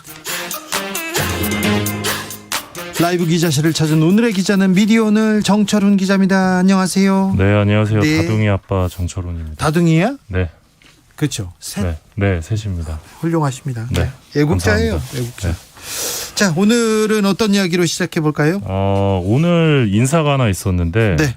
청와대에서 이동관 전 청와대 홍보수석 MB 시절에 네. 홍보수 가셨던 분이 대통령 대외 협력 특보로 오늘 위촉이 됐다는 소리. 그러더라고요. 대통령 특보가 됐어요. 예. 이분이 MB 정부 시절에 홍보수석하고 대변인도 하면서 예. 어떻게 보면 이명박 시절 언론 장악의 상징적인 인물인데 그렇죠. 네. 이때 이분이 홍보수석 할 때가 2009년이었는데 이때 언론자유 지수 우리나라 지수가 69위로 그 최악의 순위를 기록한 바 있거든요. 그때 한마디로 청와대나 뭐 국정원에서 한마디 해가지고 방송 진행자들 막 다 잘리고 다 뭐 쫓겨나고 그다음에 막 검찰에서 수사하고 그런 일이 다 이명박 정부 시절에 있었잖아요. 네, 맞습니다. 이분이 홍보수석으로 있을 때. 예, 2008년, 2009년이 제일 심했는데 그때 청와대 대변인과 홍보수석을 하셨던 분입니다. 그 나중에 국정원 문건이 나와가지고 이분이 한 일들이 막 나왔었는데 검찰 수사까지는 이어지진 않았습니다만 그런데 이분을 또 특보로 쓰겠다고요? 네, 그것도 대외협력 특보인데요. 네. 어떻게 대외협력을 담당할지 좀 솔직히 불안합니다. 아니 이분이 언론 장악에 굉장히 대명사처럼 보였던 사람인데 네, 동아일보 기자 출신이죠. 좀 우려가 되고 있습니다. 네. 어떤 사람을 쓰는지 그 사람을 알려면 어떤 사람을 쓰고 있는지 어떤 사람이 친구인지를 봐야 되는데 굉장히 우려됩니다. 굉장히 우려됩니다. 윤석열 정부의 언론 정책 우려됩니다. 자, 다음 얘기는요. 이런 가운데 이제 윤 대통령 취임 이후에 뭐 대통령 관련 단독 보도들이 좀 나오고 있는데요. 단독 엄청 많이 나오더라고요. 예, 그 한 100여 건 넘게 나오고 있는데 네. 이 중에 이제 뭐 의미 있는 단독도 있는데요. 네. 좀 지나치게 미담이거나 이것도 단독이 되나 싶은 것들이 좀 있어서 몇 개 가져와 봤는데 오늘 뭐 김건희 여사 평소와 다르게 명품 150만 원대 명품 블라우스 입었다 이런 단독 나왔더라고요. 뭐 그런 것도 있고요. 네. 5월 12일 날 2대1 단독을 보면 네. 국정 내족 김건희 여사 비공개 회의에 샌드위치 대접 이것도 단독으로 나갔었고 샌드위치. 서울신문 단독을 보면 네. 김건희 여사 발가락 골절 시골 유기견 남몰래 구했다 이런 것도 단독으로 나왔고요. 남몰래 구했는데 다 합니다. 네. 제일 황당했던 거는 디지털 타임즈의 5월 19일자 단독 보도였는데 네. 제목이 이렇습니다. 대통령실 TV는 역시 LG. 역시 LG요? 예, 요게 이제 단독이라고요? 예. 대통령실 TV가 LG 거다. 네. 뭐 요걸 이제 단독으로 보도를 했는데 예. 이것도 단독이 되나 좀 싶었어요. 그러니까요. 역시 LG는 또 뭐야 또? 네. 뭐 이런 것들이 이제 좀 네. 이제 패션, 먹방 그리고 또 뭐 있죠? 또 이제 완판 이런 거 말고 네. 얼마나 중요한 일이 많습니까? 맞습니다. 좀 제대로 된 기사를 써주십시오. 국민들도 알아요. 국민들이 웃어요. 기자들 보고 아이고 비웃습니다. 그거 좀 알아야죠. 인수위도 끝나서 뭐 허니문 기간도 이제 어느 정도 끝난 것 같은데. 그렇습니까? 이제는 좀 열심히 뛰어주기를 바라보겠습니다. 네. 다음으로 만나볼 뉴스는요. 예, 오늘 그 가로세로 연구소가 공지를 올렸는데 네. 이 유튜브 채널이죠. 수익 창출 중단 조치를 유튜브로부터 받았다고 합니다. 네.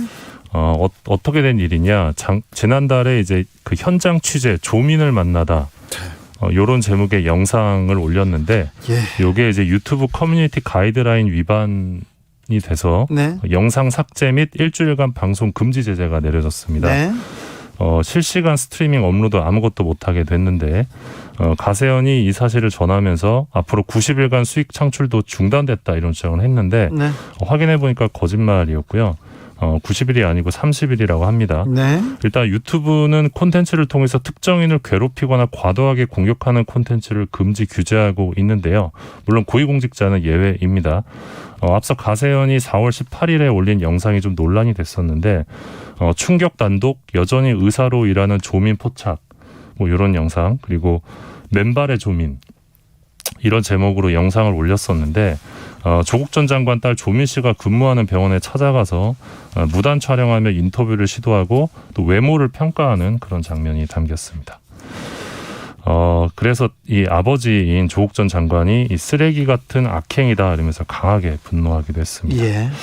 흥미로운 점은 이제 가세연과 함께 같은 시기에 이 서울의 소리 유튜브 채널도 수익 창출 중단 조치를 받았다는 건데요. 네. 가세연과 마찬가지로 이 괴롭힘 및 사이버 폭력 가이드라인 위반으로 제재 결정을 받았다고 합니다. 서울의 소리는 그간 응징 취재라는 이름으로 백은정 대표. 예, 특정인을 찾아가서 이제 호통치는 콘텐츠로 막 유명했고 네. 대선 국면에서 김건희 여사 녹취록을 공개 파장을 낳기도 했었는데 네. 흥미로운 거는 지금 양쪽 모두 정치적 의도가 있다 이런 주장을 하고 있습니다. 가세연 쪽에서는 이 좌파 진영에서 떠들어서 유튜브에서 움직이는 것 같다 이런 주장을 했고 좌파 탓을 했고 서울의 소리는 이 대대적인 민주 진영에 대한 보복이 시작됐다 뭐 이런 주장을 하고 있습니다. 네. 다음으로 만나볼 이야기는요. 예, 되게 이례적인 여론조사가 하나 나왔는데 한국 광고주 협회가 이 4월 25일부터 5월 6일까지 국내 200대 기업 홍보 담당자를 대상으로 이제 여론조사를 실시했습니다. 네. 총 106명이 응답했고 자세한 내용은 광고협회 홈페이지에서 확인 가능하신데요. 재밌는 거는 이 응답자의 46.2% 절반가량이 이 기자와의 관계 형성 및 유지에 어려움을 느낀다 이렇게 응답했다는 점입니다. 왜요? 오보, 왜곡, 과장 기사가 정정되지 않기 때문이다라는 응답이 95.9%로 제일 높았고요. 오보를 내놓고도 정정하지 않는다. 네. 고치지 않는다는 거죠. 그렇죠.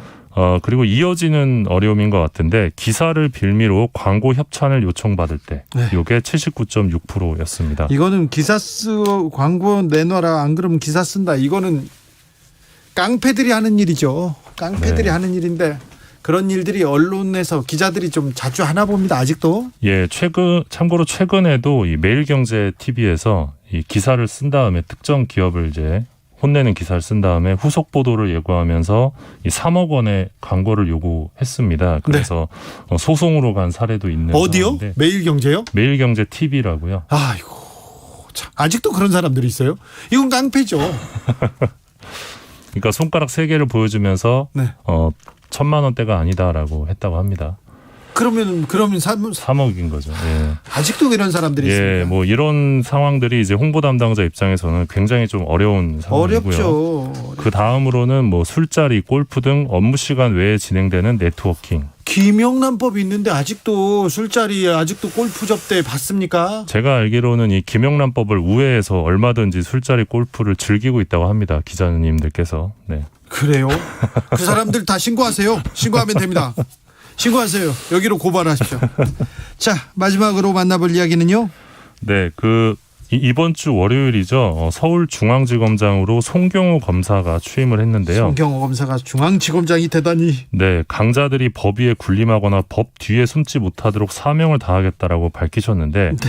이분이 2011년 이 MBC PD수첩 제작진에 대한 이 수사 무분별한 수사였고 네. 나중에 이게 다 무죄 받았죠. 예, 다 무죄 받았고 너무 무리했고요. 말도 안 되는 수사였어요. 네, 이명박 정부 초기에 맞습니다. 있었던 일입니다. 예, 그래서 법무부 검찰과거사위에서 정치적 중립 의무를 위반한 검찰의 수사권 남용으로 결론했던 이 사건의 대표적인 사건입니다. 이 사건의 주임 검사가 바로 송경호 검사였습니다. 어떤 검사는 이거는 처벌할 수 없고 이거는 조사할 수 없다고 못하겠다고 사표를 낸 검사도 있었어요. 네, 임수빈 부장검사가 그렇게 사표를 그런데 냈었는데. 이분은 내가 한다 이렇게 아주 이렇게 열심히 했던 사람이 아닙니까? 예, 그래서 무죄가 돼도 상관없어요. 정권을 위해서 무죄가 돼도 상관없습니다. 막 괴롭히고 무죄가 되고 그 사람은 승진합니다. 예, 그래서 2011년 9월 2일에 PD수첩이 대법원에서 최종 무죄 확정 판결을 받았을 때 이 조능희 PD가 기자들을 향해서 제가 그때 현장에 있었거든요. 네.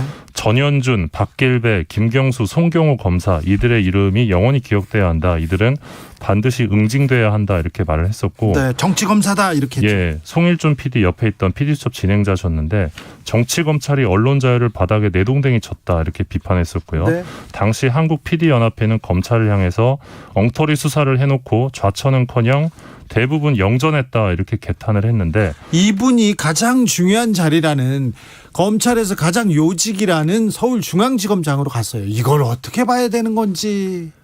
왜 이 얘기는 안 하고 검찰 인사들 조금 너무 엉터리 많은데 이 부분에 대해서 왜 정치권은 얘기 안 하고 있는지 저는 속상합니다. 예, 2012년 참여연대가 발표한 이명박 정부 5년 검찰권 남용 검사 47명 중 1명에 속하기도 했는데요. 네. 송경호 검사가. 근데 이번에 중앙지검장으로 가셨네요.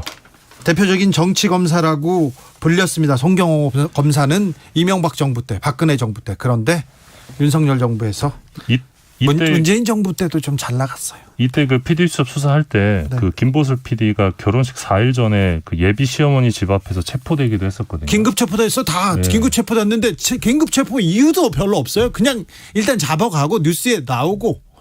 예, 작가랑 PD 개인 이메일이 언론에 유출되고 피의 사실 공표가 막 이루어지면서 그냥 난리도 아니었는데요. 그때 방송 장악 시도를 벌일 때 사령탑 중에 한 명이 이동관 특보입니다. 맞습니다. 윤석열 정부의 특보가 됐습니다. 네. 이분이 또 돌아왔습니다. 화려하게 귀환하셨죠. 아이쿠야. 네. 속보 말씀드립니다. 지방선거 첫날 사전투표율 10.18%로 마감됐습니다. 이제 오늘 투표는 마감됐습니다. 기자들의 수다 미디어 오늘 정철은 기자와 함께했습니다. 감사합니다. 고맙습니다. 교통정보센터 다녀올게요. 오수미 씨. 네, 이 시각 교통정보입니다. 금요일 저녁 시간 퇴근 정체가 절정에 달해 있습니다. 넉넉한 소요 시간을 두시고 퇴근길에 오르셔야겠고요. 또 사고 소식도 계속해서 들어오고 있는데요. 경부 고속도로 서울 방향으로 청주 휴게소 부근에서 사고가 났는데 이 여파로 옥산 분기점부터 밀리고 있습니다. 그리고 서울 경기권에서는 대부분 구간에서 밀린다고 보셔야겠는데요. 총 정체가 44km 구간 안에서 이어지고 있습니다. 반대 부산 쪽으로는 금호 분기점에서 사고의 영향으로 막히고 있고 평택 제천간 고속도로 평택 방향 안진터널과 서안성에서 각각 사고가 났고요. 여파로 정체가 되고 있습니다. 중부 고속도로 남이 쪽으로도 진천 부근에서 사고가 났는데 이미 교통량도 많아서 진천 일대 10km나 밀리고 있습니다. 지금까지 KBS 교통정보센터였습니다.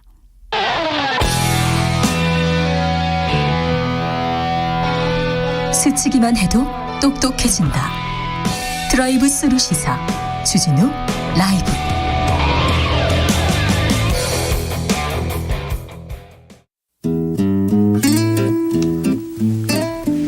현실의 불이 꺼지고 영화의 막이 오릅니다. 영화보다 더 영화 같은 현실 시작합니다. 라이너의 시사회. 영화 전문 유튜버 라이너 어서 오세요. 네, 안녕하세요. 잘 지내시죠? 네, 잘 지내고 있습니다. 어떤 영화 잘 보셨습니까? 깐의 간. 네, 깐의 간 영화는 아직 그 국내에 개봉도 안 했고, 네. 그리고 아직 시사회도 나오기 전이어서. 알겠습니다. 네네. 다음 주에 아마 시사를 제가 보고 올 것 같습니다. 알겠습니다. 네네. 오늘은 어떤 이야기 해볼까요? 오늘은요, 이제 윤석열 정부가 출범한 지 3주가 지났고요. 네. 이제 한 달을 바라보고 있는데요. 항상 내가 구성되거나 이럴 때 보면은 여느 정부나 마찬가지로 다들 걱정도 하고 우려도 하고 기대도 섞여 있는 그런 모습인 것 같습니다. 네. 특히 이제 6월 1일에 지방선거도 있어서 더 조심스러워하는 것 같은데요. 근데 요거 보고 있으면서 지난 한미 정상회담 때 어떤 워싱턴 포스트 기자죠. 네. 그 기자의 질문이 생각이 났습니다. 바로 윤석열 정부의 내각에 여성 장관의 숫자가 너무 적지 않냐. 네. 지나치게 고위직 여성이 적다. 선진국 치고는 적다. 이런 질문이었는데요. 그때 윤석열 대통령이 장관 후보 자격을 갖춘 여성들이 거의 없었다. 보다 네. 신경 쓰겠다. 이런 취지의 말을 했었습니다. 그리고서 이제 이번에 그 사회부총리 겸 교육부 장관의 장관 2명을 여성으로 그렇습니다. 이렇게 지명을 세웠죠. 했죠. 네. 그래서 그전까지 서우남이라고 비판을 받았었던 윤석열 정부도 좀 변화가 보이는 것 같은데요. 네. 이런 어떤 여성들의 유리천장, 네. 이 유리천장과 관련된 영화를 소개하지 않을 수가 없습니다. 바로 히든 피겨스라는 영화입니다. 히든 피겨스. 네. 좋은 영화죠. 네. 사실 여성의 어떤 유리천장이나 네. 혹은 금녀의 구역에 대해서 네. 다룬 영화들은 되게 많습니다. 네. 최근 영화 중에는 라라걸이라는 라라걸이요? 라라랜드는 봤는데 라라걸이요? 네, 라라걸은 이제 그 경마 대회에 네. 참여하는 소녀의 이야기인데요. 이 실화였고요. 네. 네, 한국 영화 중에 야구 소녀라고 있습니다. 야구 소녀? 네, 이 야구 소녀는 이제 여성 야구 선수인데 네. 이제 프로 야구 선수가 되려는 꿈을 가지고 있는 그런 이야기인데요. 네. 언젠가는 야구 소녀도 소개할 날이 왔으면 좋겠습니다. 네. 히든 피겨스는 그런 영화들 중에서도 단연 세련되고 높은 완성도를 갖춘 작품인데요. 히든 피겨스는 나사에서 활약했던 흑인 여성들의 이야기를 다루고 있습니다. 그래서 이들이 활약한 시기가 1950년대 네. 그리고 60년대 초반에 이르는 그때는 인종차별도 네. 심했고요. 여성차별도 심했죠. 네, 바로 그런 시기입니다. 그래서 인종이라는 벽, 여성에 대한 차별의 시선이 그들을 내리눌렀지만 그럼에도 불구하고 뛰어난 그런 혐오와 차별에 굴하지 않고 아주 멋진 업적을 남긴 실화를 다루고 있습니다. 영화 속으로 들어가 보겠습니다. 네, 영화 이야기는요. 우선 이 나사. 여기 랭글리 항공연구소가 나오는데요. 네. 여기가 나사의 전신이고요. 네. 여기 세계 최고의 과학자들이 모여 있는 곳이죠. 네. 그래서 처음에 이제 첫 이야기는 한 천재 흑인 소녀의 이야기로 시작해요. 네. 그래서 수학을 너무 잘해서 이제 칠판 빽빽해 이렇게 수학을 잘하죠. 네, 수학을 굉장히 잘하는 그걸로 시작을 하고 그다음에 이제 차를 타고 출근을 하다가 차가 고장나서 여자 셋이 이렇게 얘기를 하고 백인 경찰을 만나고 이런 내용으로 이제 시작을 합니다. 가벼운 시작인데요. 여기 이제 주인공은 세 사람. 흑인 여성들인데 도로시, 캐서린, 메리 이렇게 세 명입니다. 셋 다 아주 뛰어난 성적과 재능을 갖고 있지만 흑인이라는 이유 때문에 굉장히 차별받았던 사람이고 뭐 천재적인 인물들입니다. 네. 근데 이제 이 시대적 배경이 50년대이기 때문에 이때는 이제 당시 소련이죠. 소련과의 어떤 그 경쟁이 아주 심각했던 시기였습니다. 우주 경쟁이 있었는데요. 네. 그 우주 경쟁에서 누가 먼저 최초의 우주인을 만들어내느냐, 누가 더 먼저 달에 가느냐, 예. 지구 궤도를 어떻게 우리가 제압을 하느냐. 이런 걸로 이제 싸우고 있었는데 굉장히 경쟁적이었죠. 네. 그 경쟁 속에서 여기서 이제 이 흑인 여성들의 역할은 거의 컴퓨터 같은 전산실에서 계산만 하는 계산 기계들이었습니다. 사람이지만 일종의 기계인 컴퓨터네. 거죠. 네, 그냥 컴퓨터인 거죠. 네. 이 계산을 이제 전산실로 보내면은 전산실에서 계산하고 검토하고 이제 돌려보내는 그런 일이었습니다. 그래서 나사에서도 그런 어떤 컴퓨터가 없었던 상황이었는데요. 여기에서 이제 이들이 두각을 드러내게 되는 거죠. 네. 그래서 이 영화의 갈등은 가장 중요한 갈등은 이제 캐서린 고블이라는 인물에게서 시작되게 되는데 이 우주로 나아가기 위해서는 어떤 뭐 저도 수학에 대해서 그렇게 깊게 알지 못하기 때문에 네. 어떤 무슨 해석할 수 있는 네, 그런 뭘 능력이 풀어야 필요했던 돼요. 것 같아요. 네. 그래서 그러한 공부를 한 사람이 있냐 이 나사 안에 네. 그런 어떤 수학의 어떤 특정 분과를 공부한 사람이 없었는데 전산실에 있는 그 흑인 여성이 이걸 공부를 했었던 거죠. 예. 그래서 이 남자들만 있는 연구실로 오게 되는 겁니다. 네. 화장실도 없어요. 네, 여기서부터 문제가 생기는데요. 네. 화장실이 없고요. 네. 여자 화장실은 있긴 있는데 흑인 여자 화장실은 없습니다. 아이고. 네, 그때는 이제 인종차별이 심할 때라서 이게 네. 흑인들에게는 화장실도 따로 써야 되고요. 네. 그리고 이제 흑인들이 만진 거는 이제 좀 불결하다라고 생각하는 네. 그런 게 있습니다.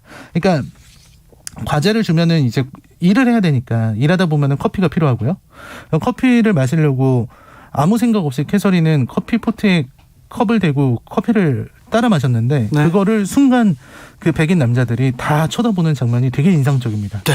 그리고서는 흑인 전용 커피 포트 작은 걸 하나 옆에 갖다 두죠. 네. 그게 이들이 숨쉬듯이 하는 차별의 정체거든요. 네.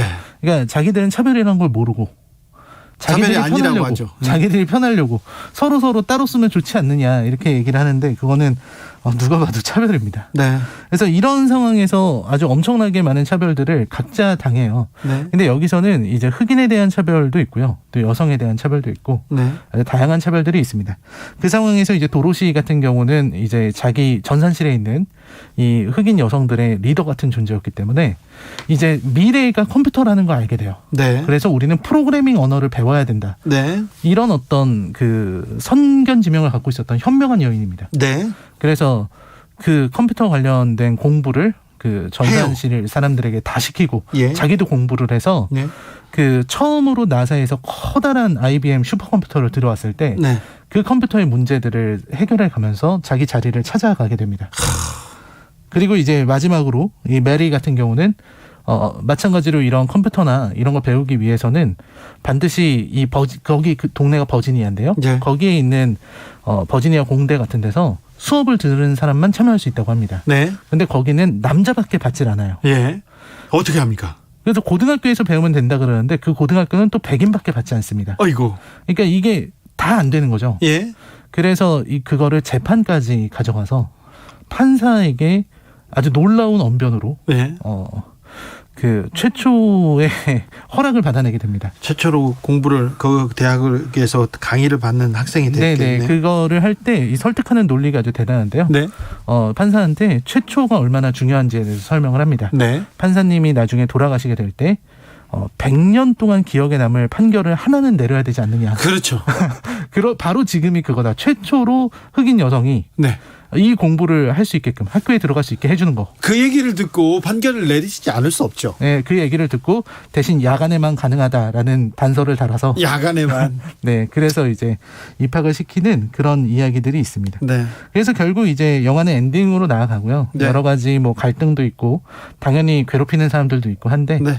그럼에도 불구하고 아주 엄청난 업적을 이루게 되었다. 박수희님께서 재밌게 본 영화예요. 하이드님 인종차별이 만연했던 시대였죠. 에블리님은 저 히든 피겨스 너무 재밌게 잘 봤습니다. 정말 마음 아팠던 건 화장실을 백인과 흑인이 나눴어야 했고요. 흑인이 백인 화장실을 쓰면 막 쓰레기 취급했던 유유. 주인공들 진짜 멋졌어요. 못 풀었던 문제를 흑인 여성이 딱 풀어놓으니까 상급자가 놀랐던 장면 기억이 나네. 그거 기억에 남아요. 막 분필로 막 이렇게 문제를 푸니까 백인들의 입이 딱 벌어졌던. 자, 네. 지금 라이너가 이 영화를 추천하는 이유는 뭡니까? 네, 사실 여성에 대한 차별이나 또 흑인에 대한 차별, 이런 차별에 맞서 싸운 작품은 이전에도 되게 많았습니다. 대표적으로 60년대 히피 문화 이런 네. 게 있었고요. 그리고 그런 것들은 이제 전쟁 반대, 평화를 바라고 차별을 반대하는 메시지를 갖고 있었고, 네. 이런 흑인에 대한 차별을 반대한 사람들로 마틴 루터 킹이라든지 네. 말컴 엑스 같은 사람들이 있었고요. 최근에 나왔던 리스펙트 같은 영화를 보면은 어떤 영화입니까? 요거는 이제 그 아레사 프랭클린이라고 예, 흑인 소울 영화 소울 음악의 여왕이라고 불리는 사람의 이야기인데, 흑인 여성이 어째서 인종의 문제에서 자유로울 수 없는가 이런 것들을 보여주기도 했고요. 네. 세상을 바꾼 변호인에서는 루스 베이더 긴즈버그라고 아주 유명한 네. 대법관이죠. 네. 그 사람이 이제 여성이 원하는 것은 여성에게 모든 걸 해달라는 것이 아니라 여성의 목을 밟고 있는 그 발을 잠시 치워달라는 뜻이다 라는 걸 분명하게 하는데요. 여성이 모든 것을 해달라는 것이 아니다. 여성의 목을 밟고 있는 저 발을 치워달라는 것이다. 네, 히든 피겨스에서는 투사들이 나오지 않습니다. 네. 근데 이 사람들은 모두 우수한 여성이고 똑똑한 여성이죠. 평범한 여자들이지만 다들 직업 여성이거든요. 네. 그러니까 평범하게 출퇴근하고 가정도 있고 사랑도 하고 직장에서는 자리를 보존하려고 애를 쓰는 그런 우리와 같은 사람들인데요. 평범한 사람인데 근데 또 평범하지 않습니다. 사투를 벌이는 사람들입니다. 그렇습니다. 항상 맞서 싸웁니다. 왜냐하면 맞서 싸우지 않고서는 살아갈 수가 없기 때문입니다. 네. 아까 화장실 말씀도 하셨는데 저는 그런 얘기 하고 싶어요. 도로시가 도서관에 갔는데 책을 안 빌려줍니다. 흑인이라고. 네, 흑인에게는 빌려주지 않는다 그러고요. 네. 그뿐만 아니라 여기서 캐서린이 만나는 남자가 있어요. 네. 그 남자가 아주 매력적인 흑인 장교거든요. 네. 주 방위군을 맡고 있는. 네. 근데 같은 흑인이잖아요. 네. 그러니까 이런 인종차별은 없지만 나사에서 일한다고 얘기를 하니까 그때 이 장교가 뭐라 그러냐면 나사에서는 여자들한테도 일을 시키는군요. 네. 이렇게 얘기를 합니다. 흑인 남성들조차도 이 인종차별 당연하게 여성차별을 당연하게 얘기하잖아요. 그러니까 너무 자연스럽게 여자들이 그런 일을 할 수가 있습니까? 이렇게 물어보는 거죠. 네. 그러니까 그게 이제 캐서린 입장에서는 받아들일 수가 없고 그것 네. 때문에 굉장히 화를 내게 됩니다. 헤어져야 돼, 헤어져. 네. 나중엔 잘 되는데요. 네. 아무튼 영화가 그러한 차별과 혐오에 실체가 없다는 걸 드러내는 게 저는 가장 좋았다고 생각이 들었어요. 네. 그러니까 흑인 전용 화장실을 때려 부수는 나사 부장의 모습을 보여주거든요. 네. 그러니까 막상 다녀보니까 그 흑인 여자를 받지 않던 학교 아무 문제도 일어나지 않고. 그럼요. 네, 막상 똑같은 사람이에요. 일을 시키니까 아무런 문제도 생기지 않습니다. 오히려 더 잘해요. 그렇습니다. 네. 그래서 세상에는 이렇게 여성들의 힘이 항상 필요하고요. 그럼요. 네, 그리고 여성에 대한 차별은 여성 전체에 대한 차별뿐만이 아니라 우리 모두를 불행하게 만드는 일이다. 그럼요. 네, 그런 생각이 들었습니다. 여성 차별이 어머니를 차별하고 누나를 차별하자고 이건 있을 수 없지 않습니까? 우리 딸이 사는 세상인데 이거는 없애야죠. 네, 그렇습니다. 그래서 네. 그런 이야기를 여러분과 나누고 싶어서 히든 피겨스를 가져왔습니다. 귀여운 여인님께서 히든 피겨스 봐야지. 네, 꼭 보십시오. 볼만한 영화입니다. 에소타임님, 차별 없는 세상 기원합니다. 기도합니다. 차별금지법도 좀 통과되기를 기도해 보겠습니다. 윤소정님, 통쾌, 상쾌, 유쾌. 그리고 우리 정치도 좀 그랬으면 좋겠어요. 이 영화처럼 말입니다. 이렇게 얘기하셨습니다. 영화 잘 봤습니다. 네, 감사합니다. 시사회 오늘의 작품은 히든 피겨스였습니다. 라이너 감사합니다. 고맙습니다. 네.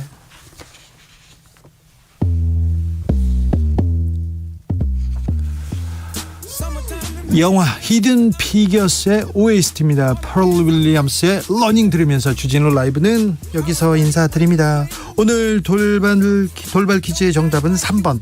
아무칸에도 투표하진 않은 용지입니다. 3번이었습니다. 무효표가 되는 것 물어봤거든요. 네.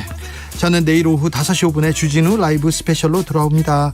봄입니다. 봄은 짧고 귀합니다. 봄밤. 너무 아름다우니 꼭 좀 걸으시고 좀 즐기시길 바라겠습니다. 지금까지 주진우였습니다.